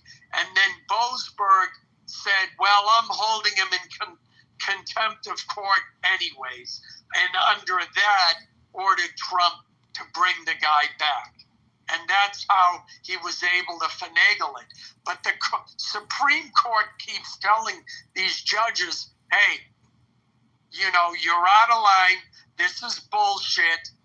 You're interpreting the Constitution the wrong way. And they keep ignoring them. Absolutely, they're full of shit. Man, I love when Alan just go off rail. I love it. You know, Stephen Miller. This is like 2001 Alan. Don't give a shit. Oh, Welcome back, brother. Welcome back. Yeah, no, I never gave a shit. You know, that's one of the benefits of being older. Did you see the video? What's her name? Ketanji Jackson, or what's the African American female Supreme Court's name? Ketanji, yeah, KJ.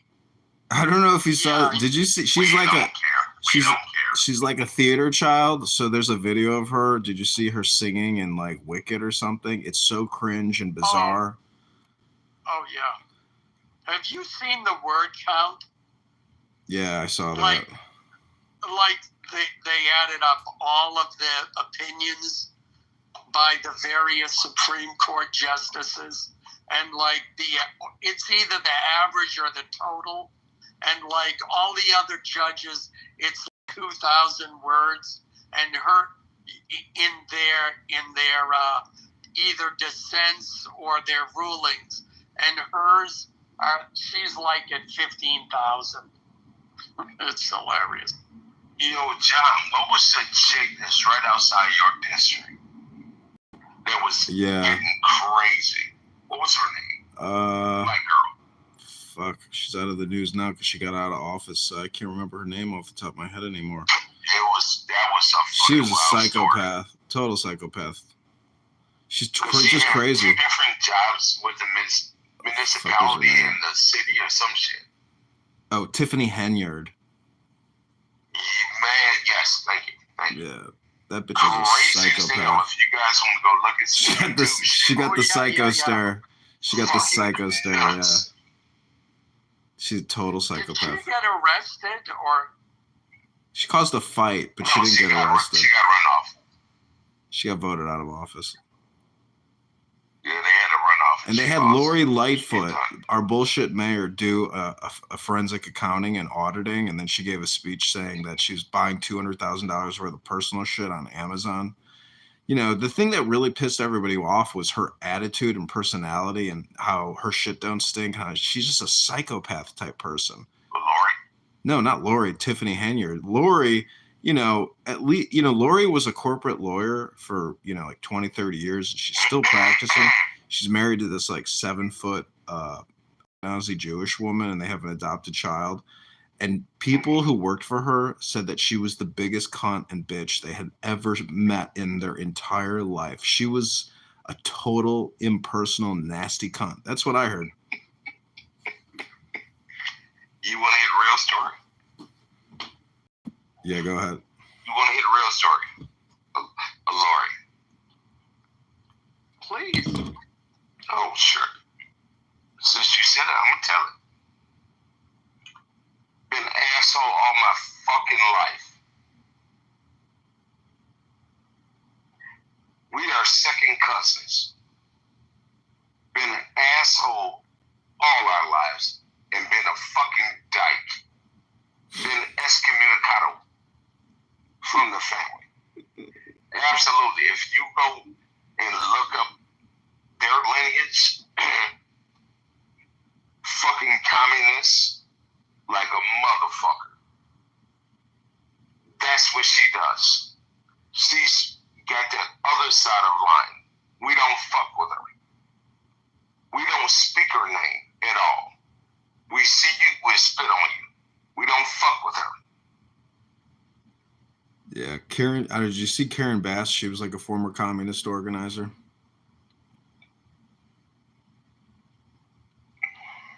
I hate her. She's another one. I don't know where these people come from and how they keep getting But elected. she used to be a nice looking, when I was young, she was a nice looking lady, but I don't know what demonic force got to her. We just stopped communicating with her. If you go research that whole Lightfoot line, you know, we kicked the motherfuckers out the family tree. Get the fuck out of here. She's a special one, and I mean, it's a miracle that she won. And she ran against Tony Preckwinkle, who's been head of the Cook County government for like 20 years, and she's another one. And how these people maintain their power, I think it's election fraud. And why we have Brandon Johnson in Chicago, it's got to be election fraud. If you look at the chart and the overlays, you're like, how are all these people in the South Side voting? I don't think a lot of these people even vote. So the it's ballot harvesting and it's Democrat control. It's a political cartel that runs Chicago, and they've been doing it since like the 50s and 60s. I mean, they control it. It's their shit. It was the same way like Detroit was like that for a long time, and they still shit. You know, crazy. These interstates are fucking nuts, man. The former head of Chicago Public Schools, Barbara Burt Bennett, she's still in jail because she was had multi-million-dollar scams with my former dean from high school, who started a for-profit like executive leadership education curriculum bullshit corporation, and she was also involved in textbook scams in Detroit. Like, education has so much funding, and 50-60% of our property taxes go to education. There's so many grifters and fraudsters in education. It's as sickening as Medicare and Medicaid and the entire medical industrial complex. The educational industrial complex in this country has to be one of the most dangerous elements of our fucked up society.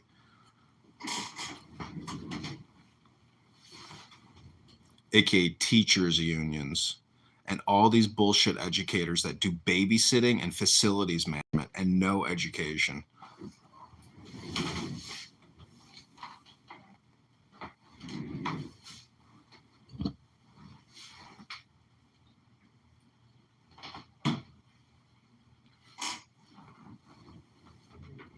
You ever notice how 60 to 80% of the entire population is looking at their phone nonstop wherever they're at?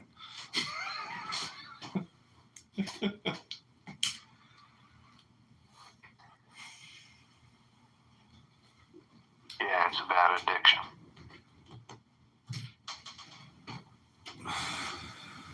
I mean, how are these kids in junior high and high school like ever going to get an education if they're just chronically looking at their cell phone all the time? Like, everybody's brain has got to be cooked.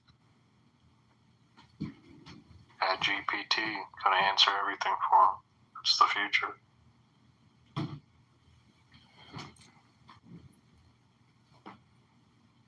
I don't know if there will be a future. I mean, at 37 trillion, 40 trillion, 50 trillion, all, McZed on here, he works in debt resolution and management, and he claims that there's going to be a debt jubilee and we don't have to worry about the future. He could be right, and there's some type of debt resolution and it just disappears and only appears in terms of inflation. But if it doesn't, and we get crushed with inflation and paying back a debt, how crazy is it that, like, after a war, there's war, debt resolution? Like, Germany had to cough up, all this money after the Versailles Treaty, had to cough up all this money after World War II. But supposedly with the Marshall Plan, we funded it all. My point is, how the fuck in this country, how do we get over this, like, nonstop borrowing and spending? Politically and organize, and what are the actual benefits of doing it versus not doing it? Is it just a question of where the money goes, or is it a question of how much we're going to create in new debt? Like what's the optimal balance and solution without this new Green Deal shit and all the other fraud and wasteful spending?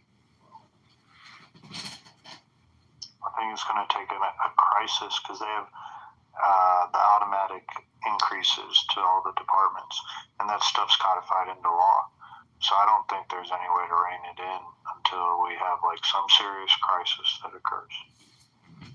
But a crisis just spurs more debt. And the HEROES Act in March of 2020 was the first $1.5 trillion tranche. And every single congressperson came up and gave their little speech and said, I think this is a great idea. So crisis just creates more spending. I mean, what we have to do is stop doing, and we have to cut by like $1 to $2 trillion, just to start. I mean, otherwise it just keeps going up. And at one point, $1 trillion plus for debt just for interest, plus $1 trillion for national defense. Like, people got to take cuts. I mean, it can't just be perpetual economic growth just by borrowing. I mean, you could say that it's our greatest strength that we have this ability, and it fucks the rest of the world who is mixed in with us. So I'm just playing devil's advocate because I really don't know what the optimal solution is. It could be that we can just continue, we just keep borrowing, ad infinitum, because if Washington, D.C. doesn't get, invaded and overrun by some foreign enemy, it is a Ponzi scheme, and we as the American people are the greatest beneficiaries of this Ponzi scheme.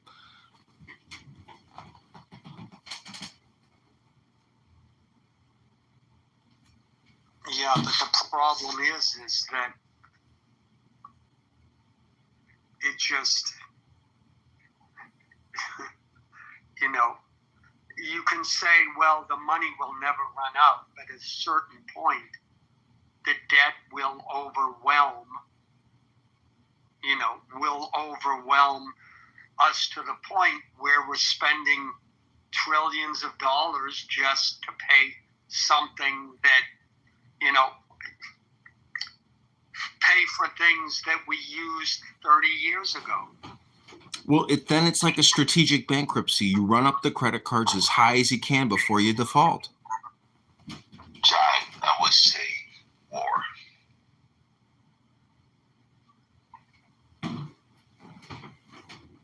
Yeah, you could say war. But if you look at historical precedents, World War I, World War II, I would say World War II. It's so hard to say if World War I and World War II aren't just like one successive event. I want you to hear this. War, everybody forgets about anything. They just gonna keep tricking us. No, that's the distraction. I was watching television today and I'm like, God, this is such a fucking huge distraction to like the real big problems. But people are just so mesmerized by, pictures and videos. And it's all just one giant hypnosis to make everybody stupid and not realize that there's a crisis and people shouldn't even be patriots. But what I'm saying is if there is war, China might be smart enough to know not to fuck around and find out. But we're already in war. For Christ's sake, it's like been 24 years of nonstop war and shit is still super hot. Ukraine and Syria and we're already entangled in like 5 to 6 different battlefronts. Trump has dropped more ordnance. What's the second war? We should have never gotten to the Cold War bullshit. That was dumb. That shit's wild. I'm born in 82, but the amount of money that this country invested in the Cold War is insane. Ridiculous. But supposedly we won. Reagan was part of that problem. The collapse of the Soviet Union, could have essentially prolonged a nuclear war. So, a nuclear war is still real. Some people on this app don't think that Russia has nuclear weapons. I think they're stupid to think that they don't have nuclear weapons. The Russians are extremely intelligent and technologically advanced, and there's no way that they don't have advanced nuclear weapon systems. They always had nukes. Yeah, I remember when the war in Ukraine started, people on the left were saying, oh, Russia isn't that big. It isn't a superpower. They're going to fail. Downplaying, like ignoring the last 100 years of history.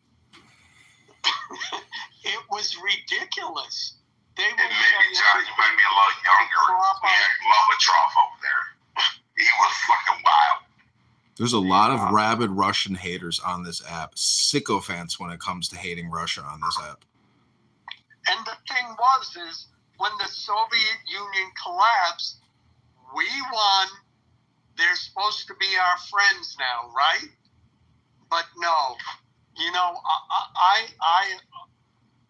attribute it all to when Trump said in that speech, you know, hey, maybe we need to get Hillary's emails or whatever. And he said, Russia, are you listening? I mean, it was like a joke. And the Democrats, you know,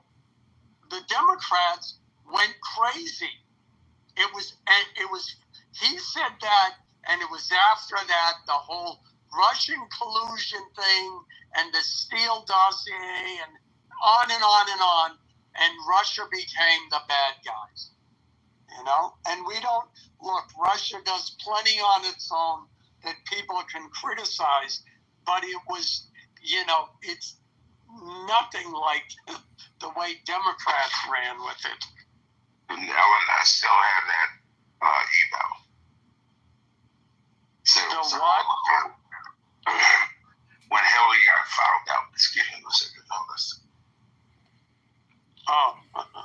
You know, I don't know if you follow Macron at all, but I mean, Europe must be supplying a tremendous amount of weapons and advisors to Ukraine. I mean, this really is like a World War III, but not labeled as a World War III. I mean, it is most definitely a major global conflict that is not going away because Europe, like Trump just said the other day, he's like, I'm amazed at the thirst for war with these European allies and partners of ours. He's like, they blow me away how aggressive they are.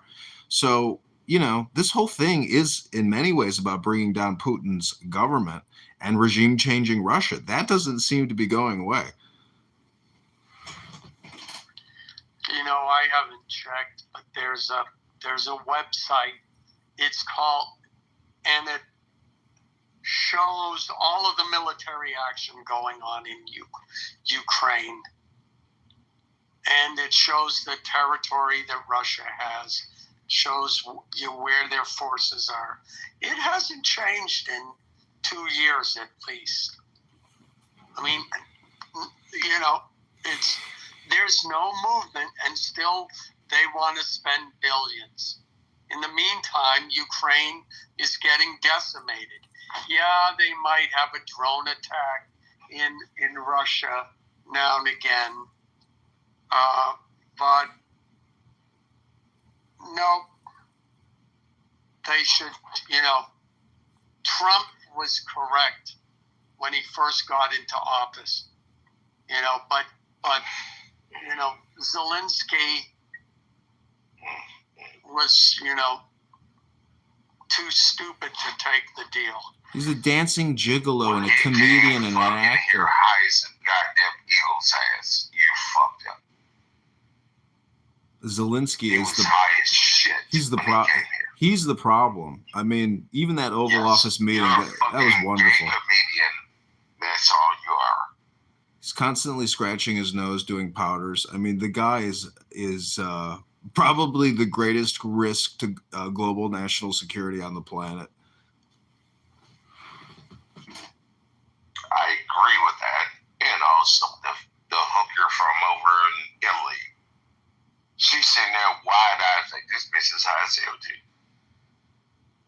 too. Just sit there and watch her. High as hell. I mean, how is this guy leading the charge against Russia? They don't have open elections.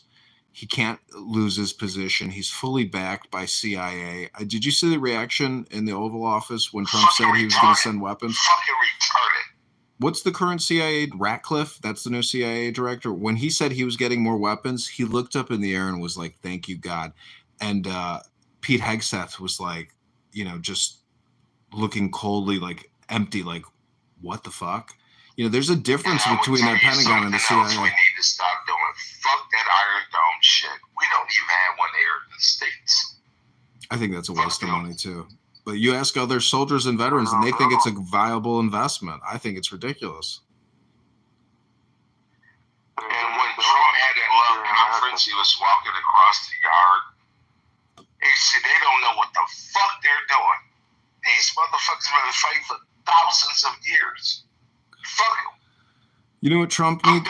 Trump needs to issue the American people Liberty pistols and, 100 rounds of ammunition. If you voted for him, you should get a custom-made Trump pistol, a revolver, and a check for $10,000. So as you blow your fucking finger off, you know about those.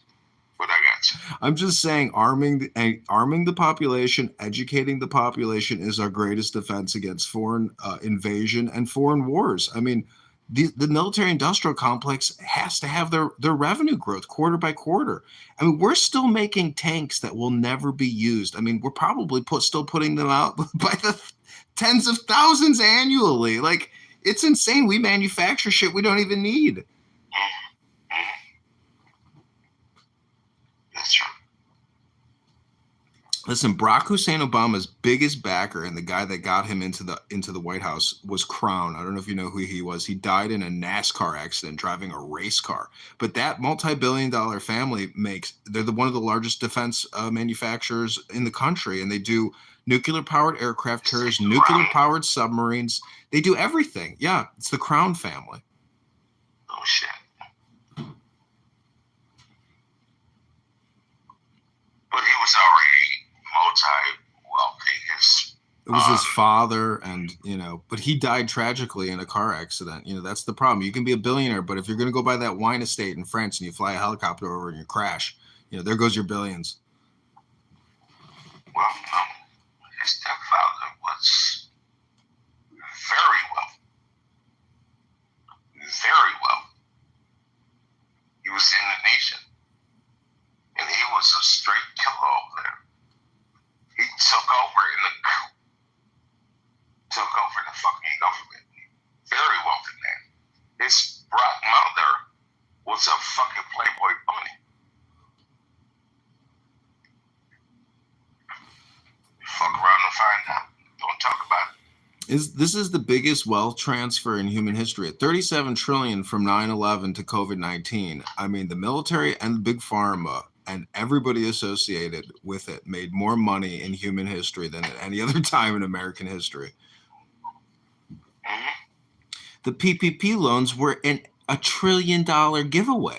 Do you know how many fucking tens of thousands of people in this country took out huge fucking loans from the government and never repaid them? They can't crawl. They've probably crawled back like 1% of all the fraud.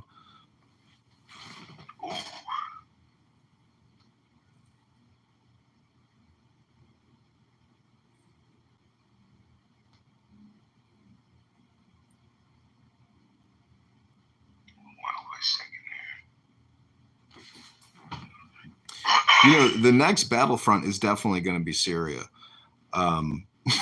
It is so crazy because Trump says that these rebels that took over the country were backed by Turkey, but he leaves out Saudi Arabia from that discussion. Meanwhile, the Israelis are bombing the shit out of Syria and attacking these Islamists because now they're worried that there's going to be another Islamist stronghold, to the north of them, and it's going to be even worse than Bashar Assad. But the fact that Bashar Assad got regime changed like overnight in the news, and everybody's just like, "Wow, fucking unbelievable!" Like, can't believe that happened. But this is the thing about war is it knows no boundaries and it goes on forever. And I don't know if you saw how the Israelis blew up that federal building or that government building in downtown Damascus. And, the news reporters were like fucking jumping out of their seats because I think they might've been in one of those associated buildings. But I mean, this war is not ending, and Israel is not afraid to apparently make any type of strike. Like the attack in Iran, the attack on Syria, like these things are unbelievable that Israel is even doing these things. And they're not going to stop. So this is like a war that has months and years ahead of it. And that costs a lot of money. And, we're not going to stop spending. But, the Middle East is hot and Ukraine and Russia is hot. And it's just not going to cool. This is like perpetual war. And it's fucking flabbergasting that it's never going to stop.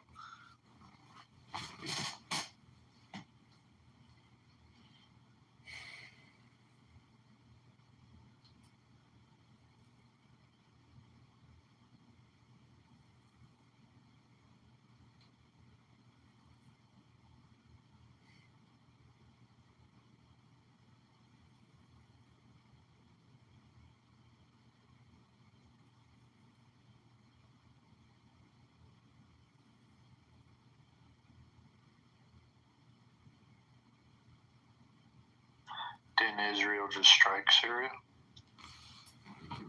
Yeah, you didn't see those big the big government offices in downtown Damascus and that roundabout get blown up? No, I missed that part. Holy shit, it was a major attack. Like, it wasn't just like one rocket, it was like a huge detonation. And the leader of Syria, Shah, or whatever the fuck his name is, he just met with Macron, and they were doing some body language analysis on him, and he looked very angry and very upset with Macron because their asses are getting blown up now in Syria.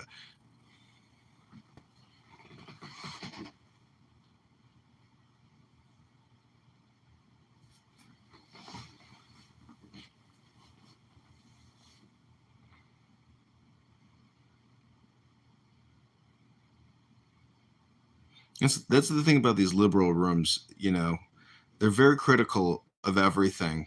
But I've never met anybody involved in a peace movement in this country, like an actual peace movement. But everybody has their positions and their politic, but I've never met anybody actually interested in like a sincere peace movement. I've never seen peace protests. Everything is. Can you hear me? So, can you hear me? Yeah, we can hear you. Okay, thanks. Yeah, we can hear. That's a good point. Did you look up who Lolo Chura was? No. Mm-hmm. Look it up. Crazy shit. See, that's the thing about liberals and Democrats. Basically, they're communist socialists who don't care about the debt, and they know, but will never discuss the Federal Reserve and borrowing and spending. Everything is you're cutting Medicare, Medicaid for 7 million people. Okay, those people aren't even citizens. Okay, there's a huge amount of fraud in the system. Like, these Democrat liberals are so polarized politically, they can never discuss any actual analysis of the situation, the government, the finances. It's just politic all the time. They're not pragmatic. They're not intelligent enough. They're just so fucking brainwashed that it's like they can't look at a balance sheet. They can't look at an income statement. They can't do any basic math and accounting. And, you know, they don't live in reality. The AOCs, the Mamdanis, Bernie Sanders, they're the biggest hypocrites and the biggest frauds amongst us. And the fact, if Mamdani wins New York City and he's not arrested on like the 1954 Communist Control Act, I mean, if Trump doesn't take like executive decision action and basically stop Mamdani from taking control of New York City, like that will begin the fall. And I don't know. I mean, we'll be cucked and basically Islamicized and invaded, and no longer the United States of America. That will be the beginning of, could possibly begin the beginning of some type of downfall or something. I mean, not being hyperbolic. I don't think he's going to win. I mean, he probably is going to win, but anyways, you see what I'm saying? Like, Trump needs to make this the biggest turning point in American history. Like, this should have been our 2000. Instead, we got sold a bill of lies on 9/11, and it fucked us in the ass. And we're essentially pulling the dildo out with Trump. And Trump needs to take that dildo and smash every living goddamn traitor in our midst over the next 3 years. He does, but I don't know if he will. I don't think he's really the wrecking ball we all wish he was. I think he's great, but he plays ball with the insiders too much.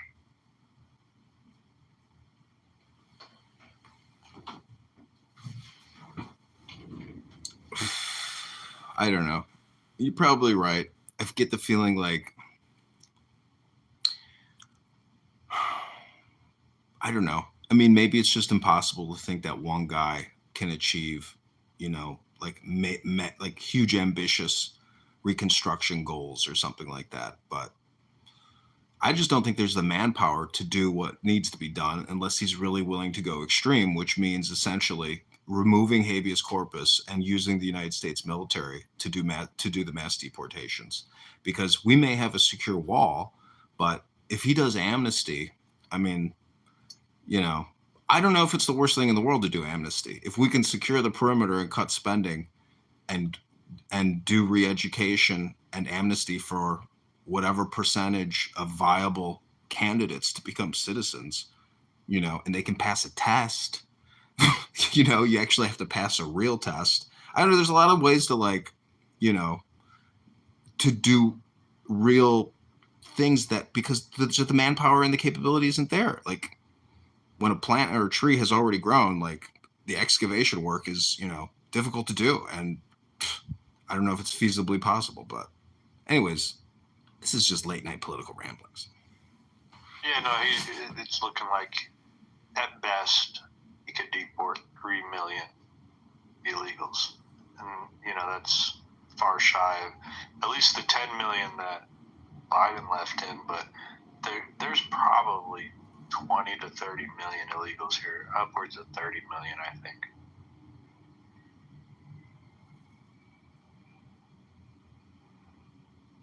He won't be able to get them all out, but I'm just hoping that the Overton window is pushed a little further to the right. Like right now, the American people resoundingly support it.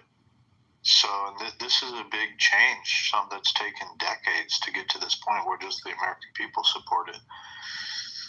So it's like, take small victories and stack them up. That's kind of how I'm looking at it. And Trump could be the Nixon, and we're still waiting for the next Reagan to come along after Nixon. We might have to go through a Jimmy Carter to get there. I don't know. I mean, I don't know. I still have great hope for Trump's second administration because he knows so much more the second time around. This V2 version, I think you haven't even seen it really deploy its wings and go hypersonic.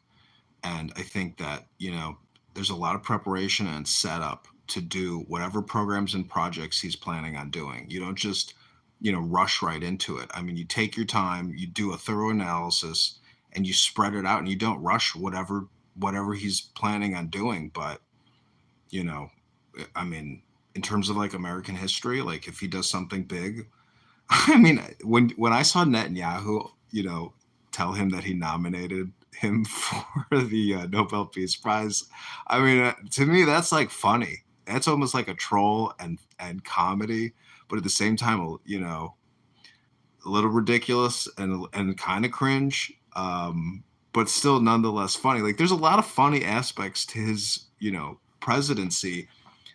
But I mean, if you get your head almost blown off by Matthew fucking Crooks and you expect that Democrats and deep state operatives are responsible and your own Secret Service, was compromised, I mean, for fuck's sake, this is enough.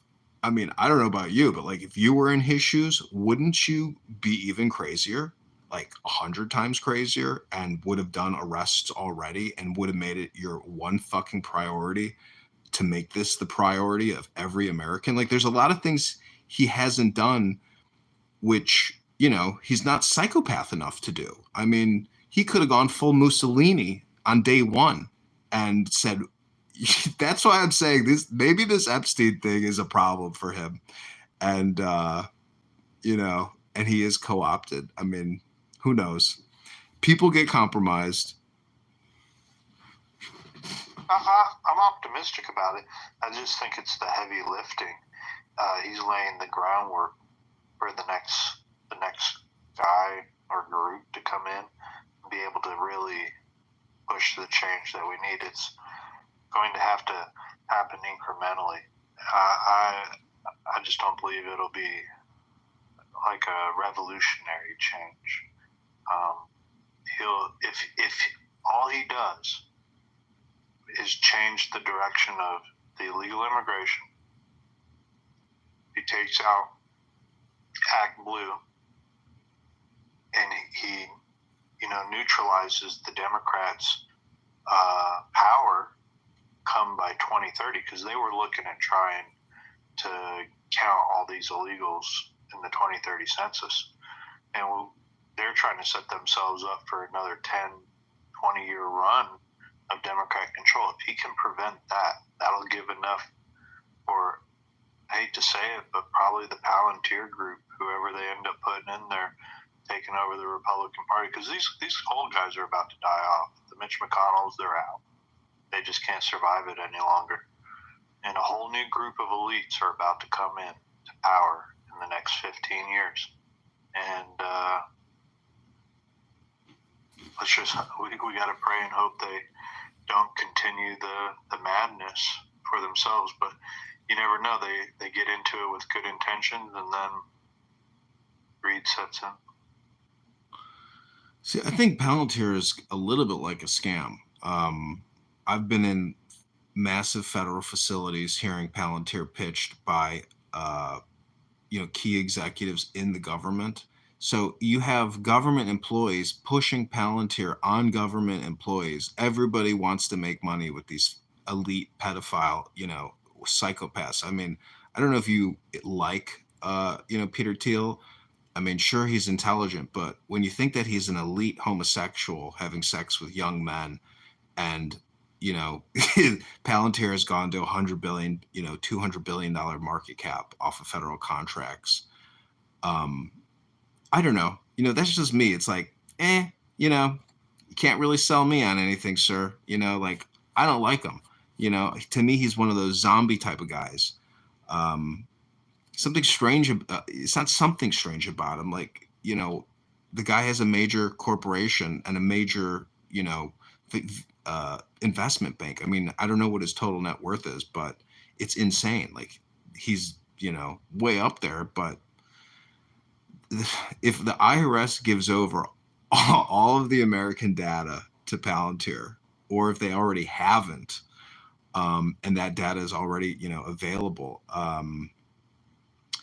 I don't see him being a friend to the Republican Party. I mean, he's mercurial and he'll shift left. I mean, because if one thing is true, these Democrats get bought nonstop by whoever, has the money. So, I mean, Palantir to me is basically, a net negative for the American people.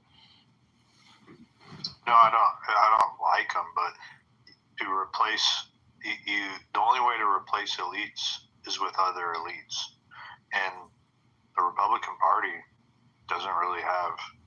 I mean, their donor class is awful. These people aren't like quote unquote true believers or anything. These aren't like patriots. They're very transactional. So there isn't like this right wing true believers like what the Democrats have that are, major donor class. So we're kind of, unless another group comes along, I mean, it's going to revert. The Republican Party will revert back either to the Bush wing, or it's going to be this new J.D. Vance Palantir wing that gets in there. So I don't really see another, unless you're aware of another group of elites that will be able to dominate the Republican Party and then take control of the country. Yeah, it's like a combination of banking and technology elites, because Jamie Dimon and the CEO of Goldman Sachs and Wells Fargo and every major, and the hedge funds like Citadel, I mean, these mega donors like Ken Griffin, it's an amalgamation, and then you have Mark Zuckerberg, so it's and Musk, so it's like a combination of communication versus banking, in terms of like the donor class. But I think to say that like the Republican Party doesn't have its elites and doesn't have its billionaire donor class. It's no fucking way, dude. I mean, like everybody who backed Trump and George Bush, I mean, are technically, that donor class. And then there's people who would still shift over, but it's a brand. And so you do get patriots that come out of the woodworks and want to give this money, like Elon Musk and his, what was it, 300 million he did for Trump, or was it 200 million or 100 million? But anyways, I'm just saying, when the time is right, patriots arise. That's the philosophy. Everybody's still around, huh? Barely. Yeah, we had our Soros, and they ran him off. Elon Musk. That was the last time we were having great victories. I hate to say it. Well, just buying X was the biggest contribution he could have made, because that opened up the censorship pipeline. And this app, surprisingly limited censorship. But X, at Twitter, wildly controlled censorship from the White House, and FBI and CIA employees embedded at Twitter. I mean, their own back channels and an incredible censorship campaign, especially with regards to COVID-19, the vaccines. But all political communication was being censored. And the fact that X opened up, I mean, I think that that definitely changed the herd psychology and got Trump into office. Oh, for sure. Do you think Musk will come back around?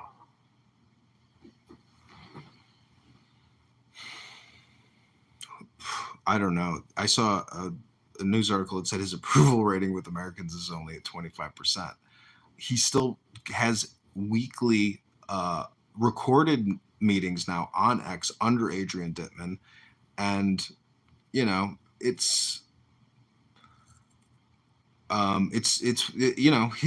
got the money. I mean, unless his Tesla stock depreciates significantly, he's always going to have the money to back somebody. But supposedly the American Party is just a super PAC.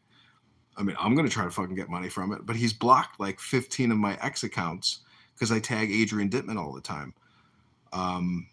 He's got a lot of money, and he's an eccentric person.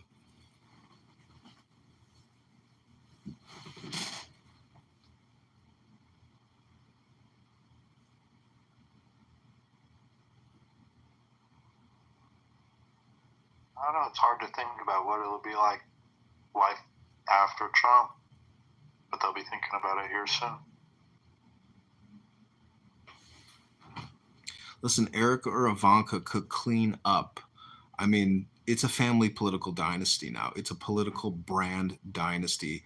And, they have essentially cornered the market on American political branding. The Trump political dynasty is essentially the new Kennedy dynasty.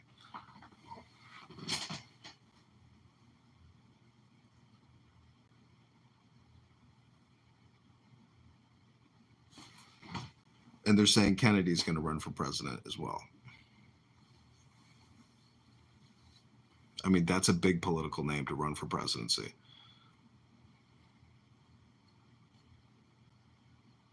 I bet Marco Rubio does too.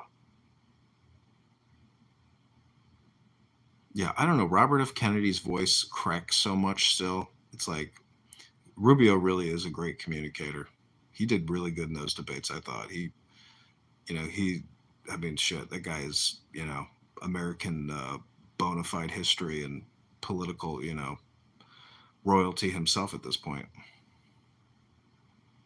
Yeah, I think he's recovered his image from the Gang of Eight. That's all. I'll never forget him doing that. But he's done pretty damn good as a Secretary of State. I got to give it to him.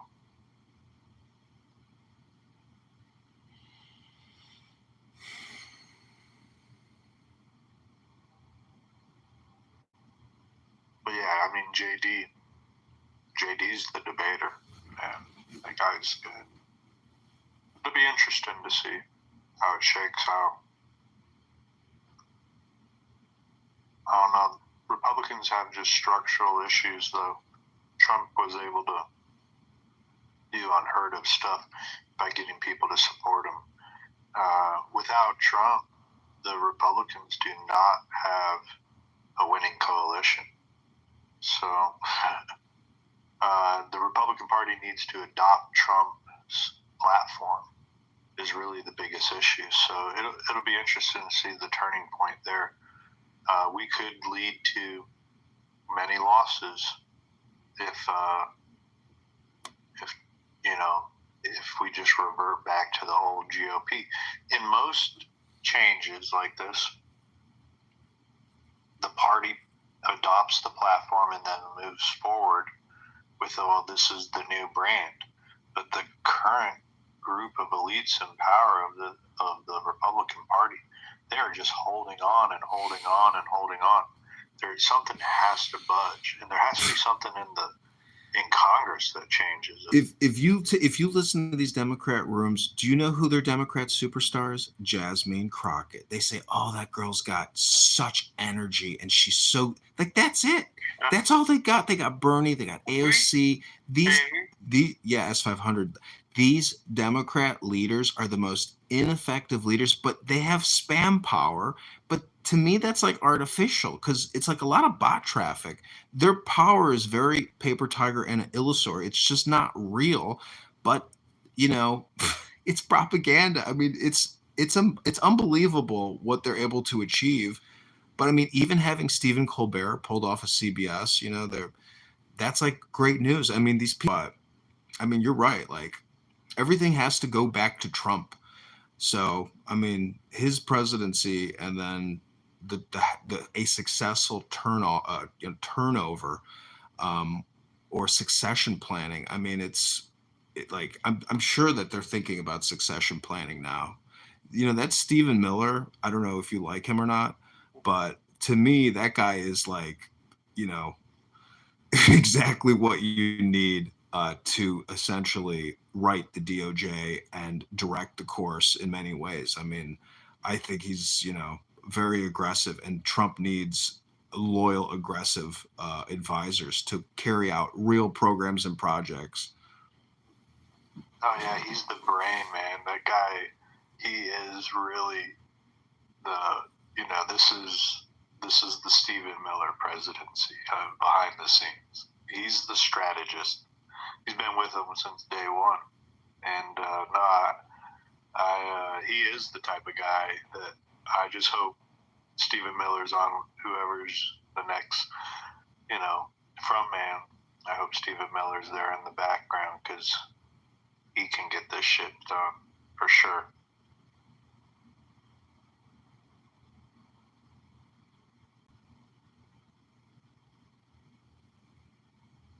It's just going to take time. It just doesn't happen overnight. Probably going to take another 10 years to get this thing straightened out. But I don't know. It's also going to take getting the Republicans on board. What the hell do you do when you got the Murkowskis and the Susan Collins? I mean, we got to change this party over. And we need a real electoral majority where we can just start jamming stuff through. Or it's all, I mean, just consider how many things are just temporary that Trump has put through. It can all just be reversed with the next pen of a Democrat. Not that the Democrats have all this power. It's just they can win on low turnout more so than the Republicans can. Because here Republicans are faced with where the Democrats were 25 years ago.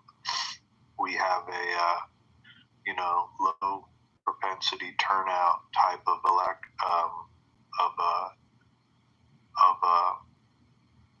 voters, and you're going to see it in midterms. People are going to wonder why did we lose the midterms? Well, because we got all these people that just come out and vote in the presidency, but they don't come out and vote. They don't go and vote in the midterms, and like the whole roles have reversed in the last 25 years. So it's I don't know. There's just structural issues inside the Republican Party. Well, then Trump has to. Have the right ideas.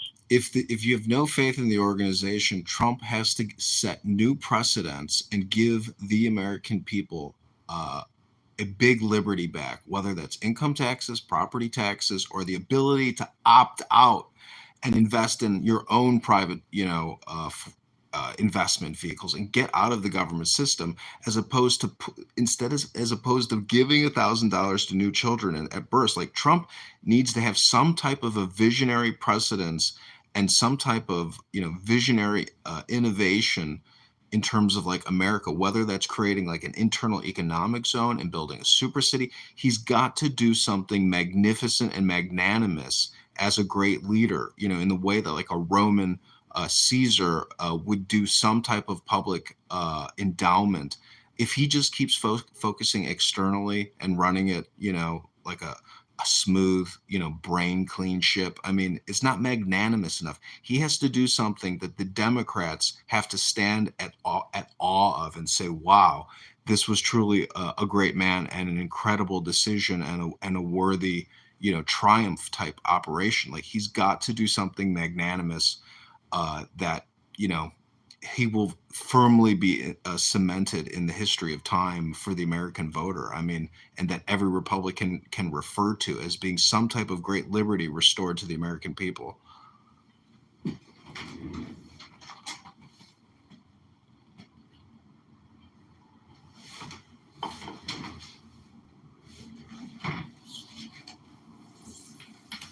I sure hope so, man.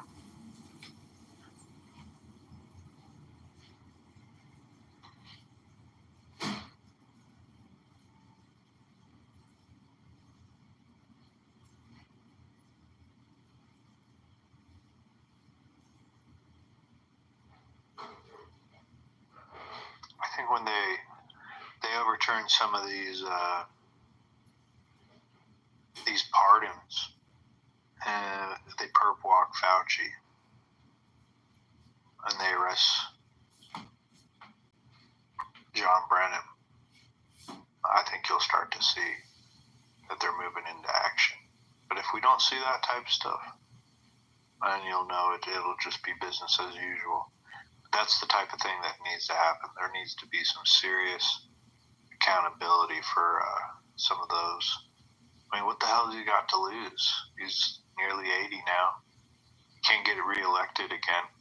And his base wants it. He's been teasing us since his first election when he said he was going to lock Hillary up.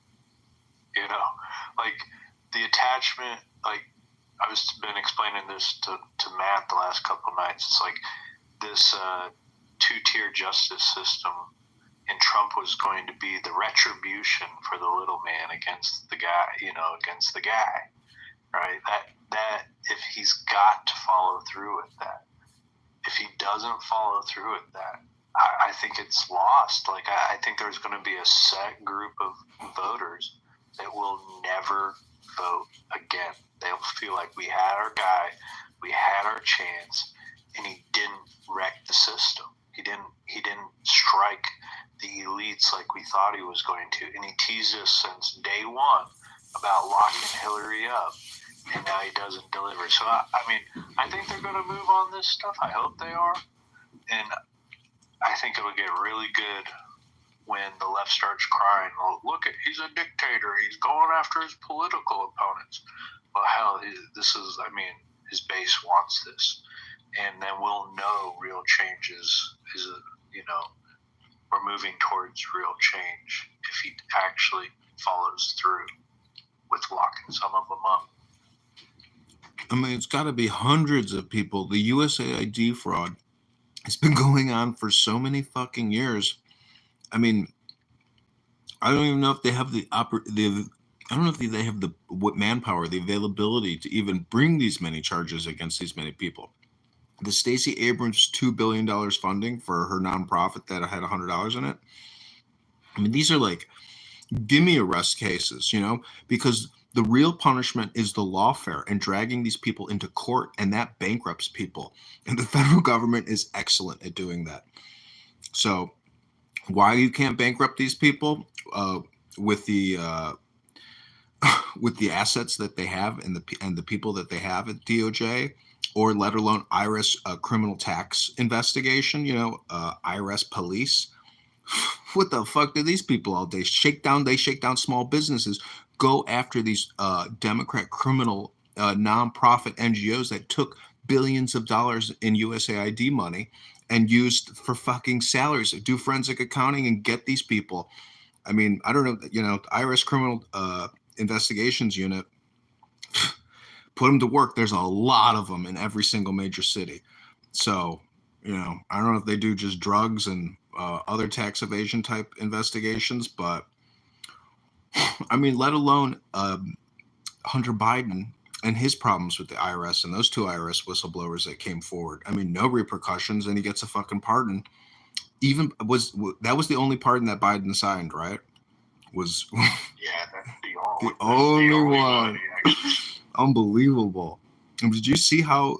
Did you read that article about how the auto pen goes down, and that guy? He's a Jewish guy who was doing. I don't know if he was doing all the auto pen signatures, but the reply in the email, and how they word it. But no, I didn't read it. Go ahead. Tell us the story. I can't remember his name, but anyways, it's just the response in the email that they would use to generate the auto pen. I can't remember the exact sentence they used at the end of it, but it's just interesting how, they did how you do business in the White House, especially for a guy who, is not all there. But it's like the White House is, it's this huge organism with all these people. And, on X, Ivan Raiklin, the deep state marauder, he really has a problem with, what's her name? Sherry Wiles, former Pfizer, I don't know what her VP or anyways, she's like Trump's, number one, basically, right? Isn't she his, do you know who Susie Wiles is? Chief of staff. Yeah. So, she is like, I mean, if Trump is really tight with her and he has and loves her and has a great relationship with her, I mean, is there any other reason why she would be there unless he's, very fond of her? So it's like, how are all these people so critical of this woman and the power that she wields, I guess, in vetting? And, Laura Loomer has essentially fucked up a couple people now who are like Biden holdovers.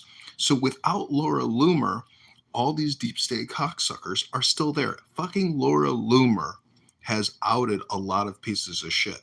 So clearly, I mean, maybe it's too much for Trump to even think about and contend with because it's that big of an organization and he's got to have faith in it. But when Laura Loomer is doing the vetting, I mean, there's a problem. Yeah, she has caught a few. It is too big. That's the biggest problem. It's really too big. They need to sell off a ton of land. They need to close up a bunch of these organizations. They're moving towards it. I think this is our time. But I really feel like he's not going to be able to finish the job. Like, the job is so big. It's kind of like when I lived in New Orleans. I remember them saying New Orleans was such a screwed up city that one mayor, even in an 8-year term, could never fix all the problems in the city. And, you just patch what you can while you're there and get accomplished what you can. And that's kind of what's going to happen with Trump. It's so bad that he doesn't have enough time to fix it all. And we're just going to I'll be grateful if he just gets rid of a couple million illegals. I'll be grateful for it. Like, it's better than where we were. And he doesn't have to deliver 100% on every promise. I'm not going to be, all upset about it or anything like that. But it has to be a movement that continues to straighten this ship out, or we're going to go right back to the same shit again. Like, we still got to get from 2028 to 2030 to the next census, and then that's when the power will shift again.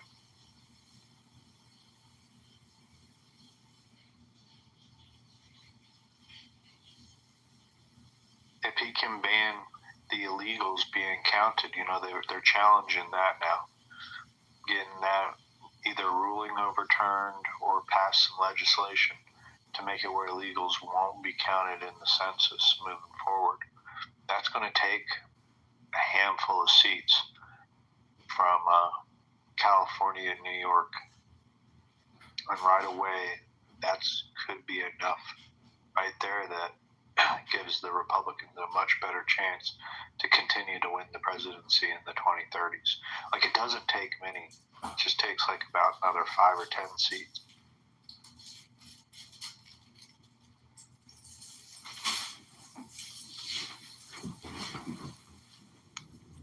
Yeah, I'm running in the 16th district of Illinois against Darren LaHood, and he's a vaccinologist, created $20 trillion in debt, and he's taken in $10 million plus from big pharma, big healthcare, and I'm just running as like a fiscal conservative against big borrowers and big spenders, but he's got $10 million to spend in ads. But what I'm going to do is try to organize debates with the Democratic candidates in order to get some publicity.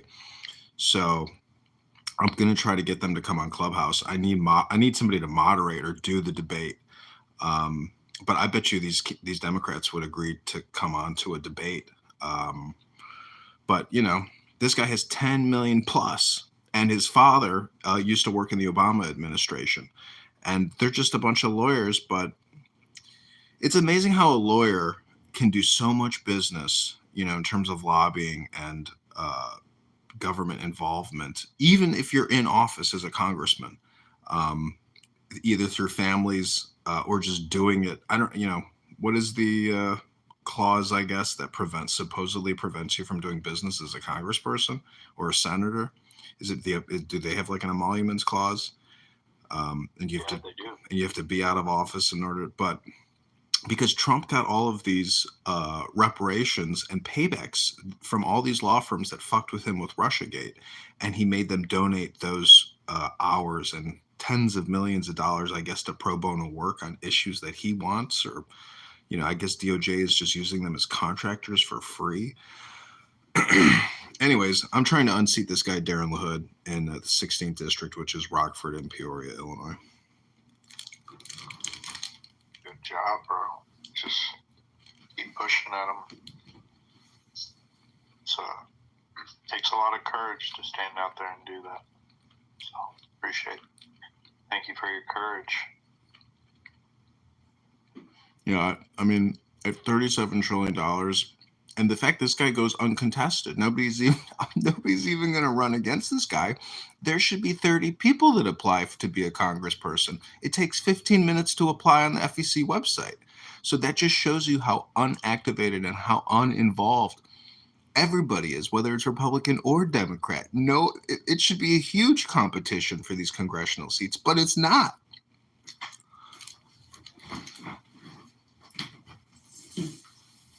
We like to sit around and talk about it. We don't really like to do anything in regards to politics, I'm generally speaking. There's a lot of political and news addicts out there.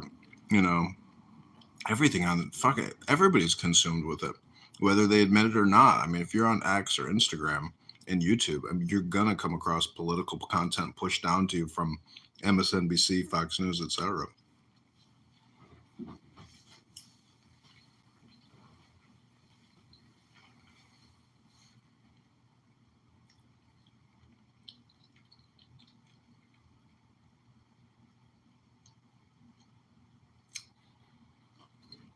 I mean, I feel like this app in some ways got Trump elected because of Kennedy. And Augustus Palante, and what him and his wife did for Kennedy in terms of like their marketing campaign, and how he turned all his voters over to Trump. And now he's, Secretary Kennedy, HHS. And I don't know if you saw, but that Pfizer got like a new mRNA FDA approval. And he was unaware of it, and he fired the guy that approved it. So he seems to be staying true to his, medicinal beliefs and the way that vaccine, manufacturers prove that their products are safe and effective. or within a certain threshold. So, I mean, if he runs for president, that will be like unbelievable. But is he the right man for the job? I mean, maybe not. I mean, don't you think that Trump's pick of JD Vance was like? Didn't everybody say that was he's grooming him to be the next to be a future president or to be the next president? Maybe. I mean, I think he might have the inside track. I think it was more someone that relates more to the MAGA or whatever brand and isn't so deeply and tied and involved into Washington. He hadn't been there very long. So,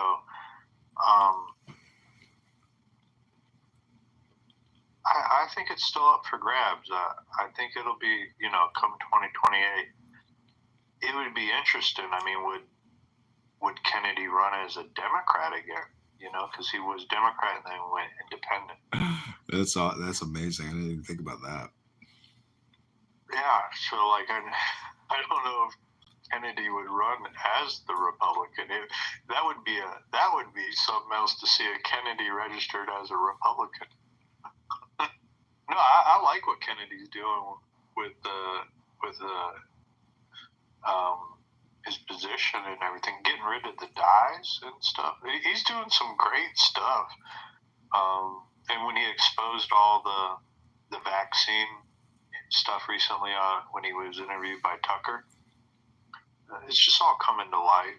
And he's been right the whole time. His whole life, he's been talking about this stuff. So I do think Kennedy will get a lot done in these next 4 years. So it'll be interesting to I don't know how the power change will occur. A lot of people speculate on it, but I think it'll come down to the people voting for it. I bet we see just what happened in 2016. Like what you said, for every congressional position, we'll see that again. There'll be 15 to 20 people run for president in 2028, and they'll all be vying for Trump's endorsement. And I don't know what Trump will do. He might not endorse anybody and just let him have at it.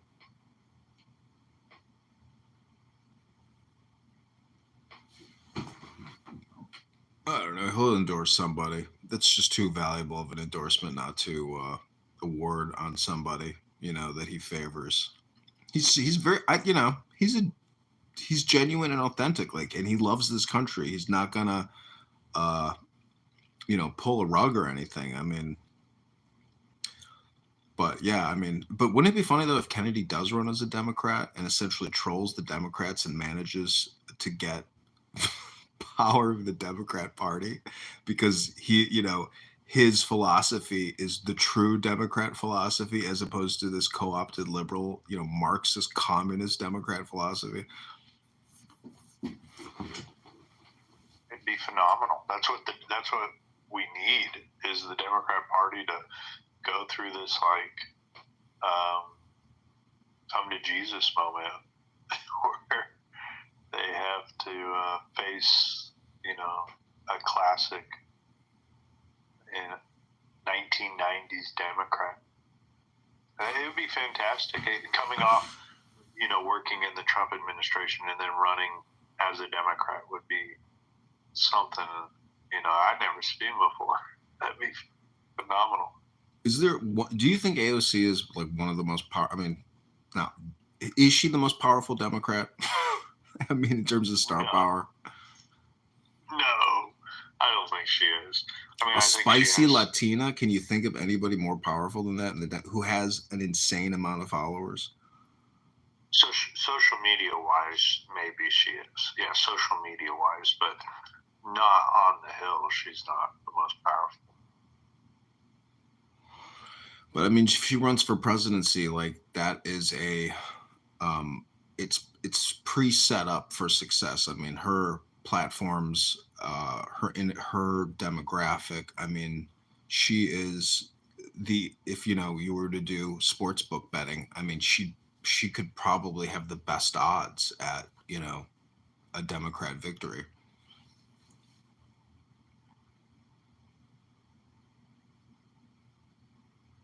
You know, I didn't believe it when I started talking politics online about a decade ago, and I didn't believe there was so many people that were against having a female president.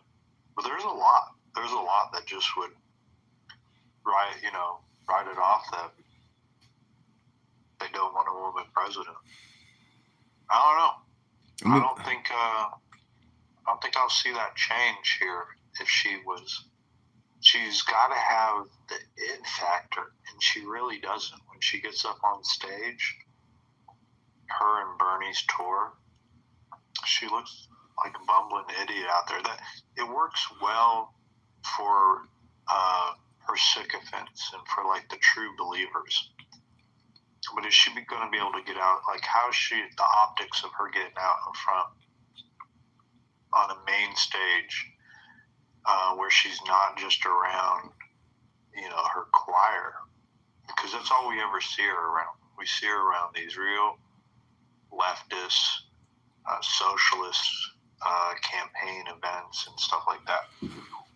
I don't think she'll whittle real quick in front of a real debate, or even if she has to go on, let's say, a Fox News interview or something like that. She hadn't done anything like that before. And if they're going to continue to wrap them in bubble wrap, we saw what happened with Kamala Harris. They wrapped Kamala Harris in bubble wrap because she has an awful personality. It just doesn't work to win. They did it with Hillary. Now, Hillary had the best chance out of all of them because of her name brand. But AOC, no, I don't think she would be able to actually win it.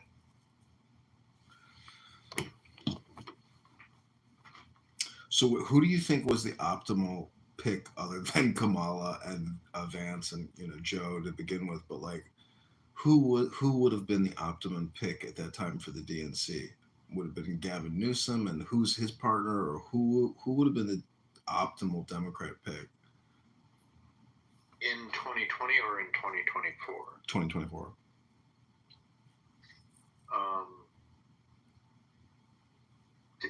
Because the only one that is the it factor, like the politician, and not that he has the support, but he has the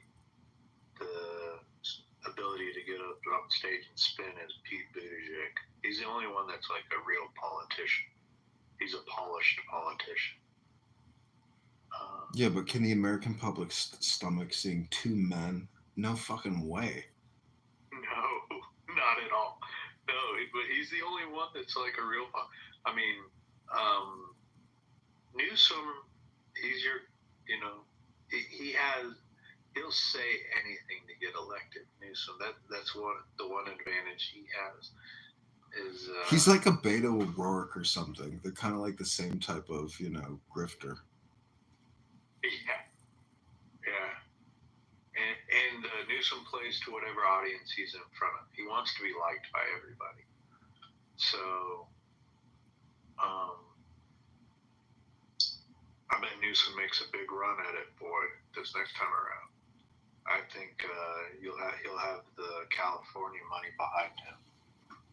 So, I would be worried about him to a certain degree. Not that he's good at it, but he's smooth enough that I would be concerned if he got the nomination. I think he'd give any Republican a run for their money for sure. I just find it amazing that Democrats can't essentially run on like a Ron Paul fiscal conservative policy and claim that the whole system's bankrupt and demand for dramatic reforms, because they're so fucking dishonest. They can't actually talk against the borrowing and the spending because they just want to borrow and spend. Like, it's horrific how they can't actually be honest with their communication, because if they were, they could possibly win, but they can't because they're so fucking criminally, they have so much criminal intent, and they are just a party of no morality, no ethics, no virtue. It's just that Kamala and Tim Walz. I mean, a pair of fucking, I mean, horrifically immoral, dishonest people, and their children and what their whole careers are just like beyond despicable. Yeah, if the Democrat Party could actually govern and be honest, that we would have probably dealt with easily a 16-year to maybe even 20-year span of the Democrat Party rolling out of Obama. They were so far ahead after George Bush. In 2008, when Obama won, the Democrats had 60 senators. I mean, I know you remember it. It was the Republicans were so far behind when Obama got elected. I was truly petrified, worried that they were just going to shove everything down our throat. And they did a lot, but they didn't do as much as I thought they would. The Republicans were good at dragging it out, stalling it out with Boehner, McConnell, and I do respect in that period that they were to some degree able to slow down some of what the Democrats. It was Scott Brown. When Scott Brown got elected, he took away that 60 senator. Kennedy died, and they had that special election. And Scott Brown won the special election and took over the seat for like a couple of years or whatever, and was able to thwart that 60 vote. And oh man, I tell you what, that's where we started from. To see, where it is now, in, Trump's second term, we've made a lot of progress. I just hope we haven't peaked, though. Is Trump our peak? That's what I'm concerned with. But a lot of politicians have died and passed on. Back then, it was Harry Reid was in the Senate. Now, with Nancy Pelosi falling out, Hakeem Jeffries is no Nancy Pelosi. So the Democrats, when they lose Chuck Schumer too, I don't know who the Democrats really have. It'd be another old guy that they don't really.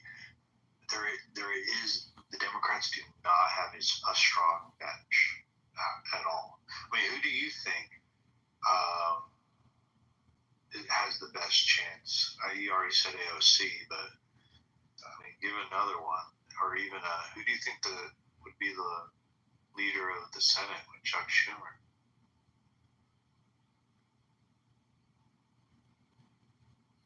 I don't know. Who do you think would have been the better choice other than John McCain against Obama at the time? Like, who else was on the bench that could have served that role as opposed to John McCain? Ron Paul. That was Ron Paul's year. But, I mean, obviously, he didn't have the momentum to get past being more than just supported by college students and stuff like that. Yeah, he didn't have Trump's bombastic gusto. He was accurate in all his analysis, but he was not that powerful knight in shining armor who could tell Hillary Clinton, "You're going to jail." He doesn't have that type of personality. I mean, he's a family practitioner, delivers babies. He's a nice, gentle, humble human being, and thus that's why his philosophy and economic positions are more true to the American founding fathers and what they wanted this country to be, which is maximum liberation for we the people as opposed to debt slavery. There was when I reflect on it, I mean, it was a different time then. There was this guy from Pennsylvania. I'm trying to think of his name. But he didn't have that. I mean, this was the era of nice politics. Republicans were just nice. just got ran over. They shriveled up if they were called racist. No. And I guess we have to go through that to get to the Trump. Fucking John McCain gave the presidency to Obama during those debates, like out of politeness. It was insane. Oh yeah. When the worst was when McCain suspended his campaign. That was the absolute worst. The financial crisis happens, and McCain just all of a sudden says, "I'm going to suspend my campaign and I'm going back to Washington D.C. to be a senator." It's like, bro, if there was any time you needed to keep campaigning or get out there and be in front of the camera, it's like we're going to go into hiding, and it was like a few weeks till the election. What a terrible decision that was.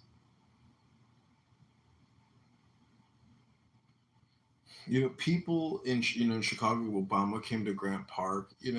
I'm watching him on TV in my apartment, and his hope and change speech, that touched a lot of people who wanted to end, forever wars, and wanted change, and they had hope in some type of a new, outcome, or basically, I think the war is what was on everybody's mind. And still 9/11, and just how what is happening here, like what is the desired outcome, and they thought that he was a hope and change agent. Instead, he himself is like a co-opted deep state agent who will do whatever he's told to do.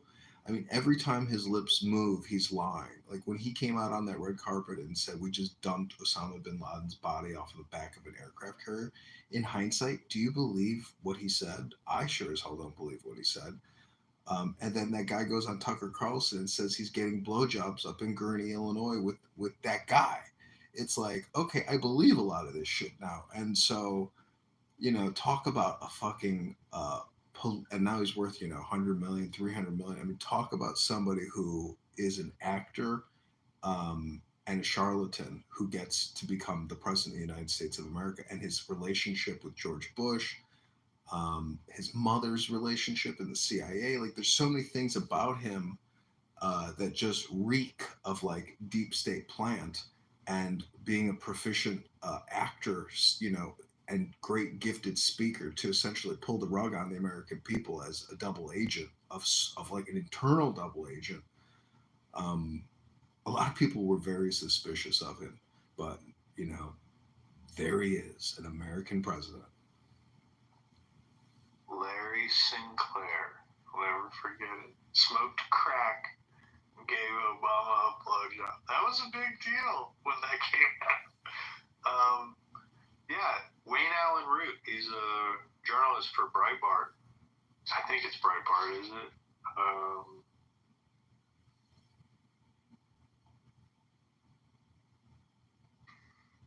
Am I thinking of the right guy? Yeah, Wayne Allen Root.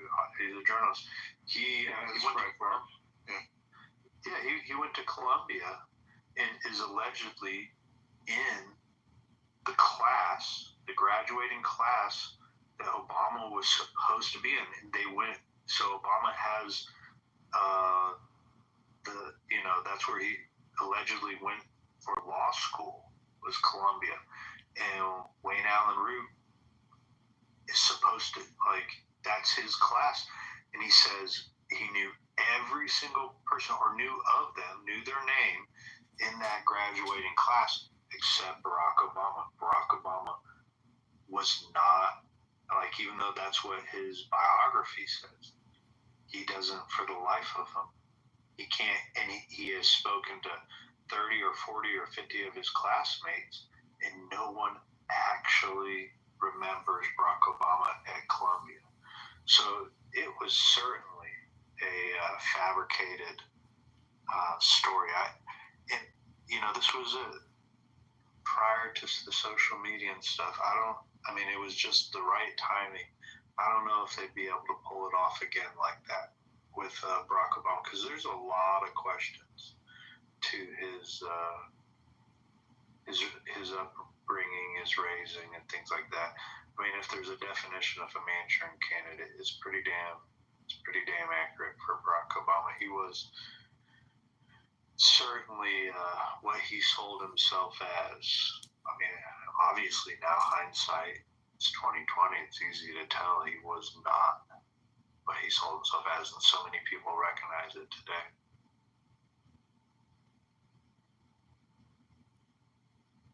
I did look at his and Michelle Obama's Wikipedia page once, and I'm going to look at it again, but it actually said that him and his wife worked at like this generic corporation after undergrad, and I think I clicked through it, and it actually said that that was a known CIA front organization.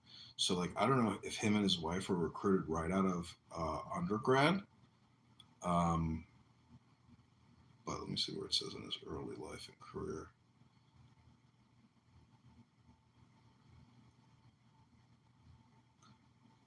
In 1963, Dunham met Lolo Soetoro at the University of Hawaii. Anyways. Yeah, Barry Soetoro. That's what he went by half his life.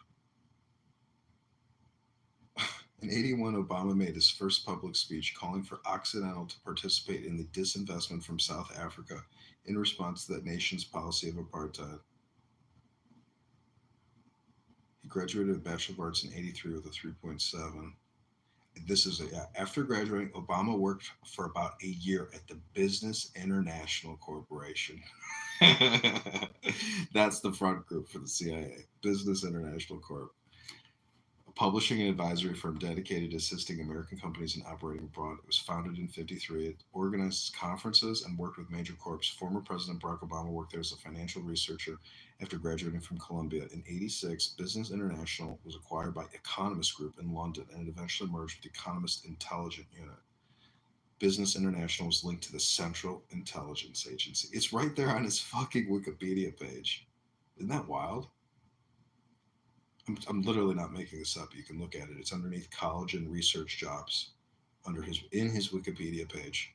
If you click through where it says Business International Corporation. I mean, the fucking guy became a CIA agent in 1983 after graduating, supposedly. That's wild.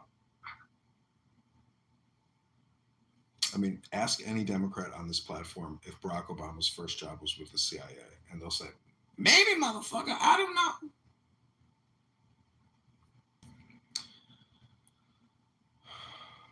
All right, this has been fun, and time for bed, so God bless, and, I salute you, Patriot. Same, bro. Take care. I'm going to close this room out. Okay, good night, everybody. Bye.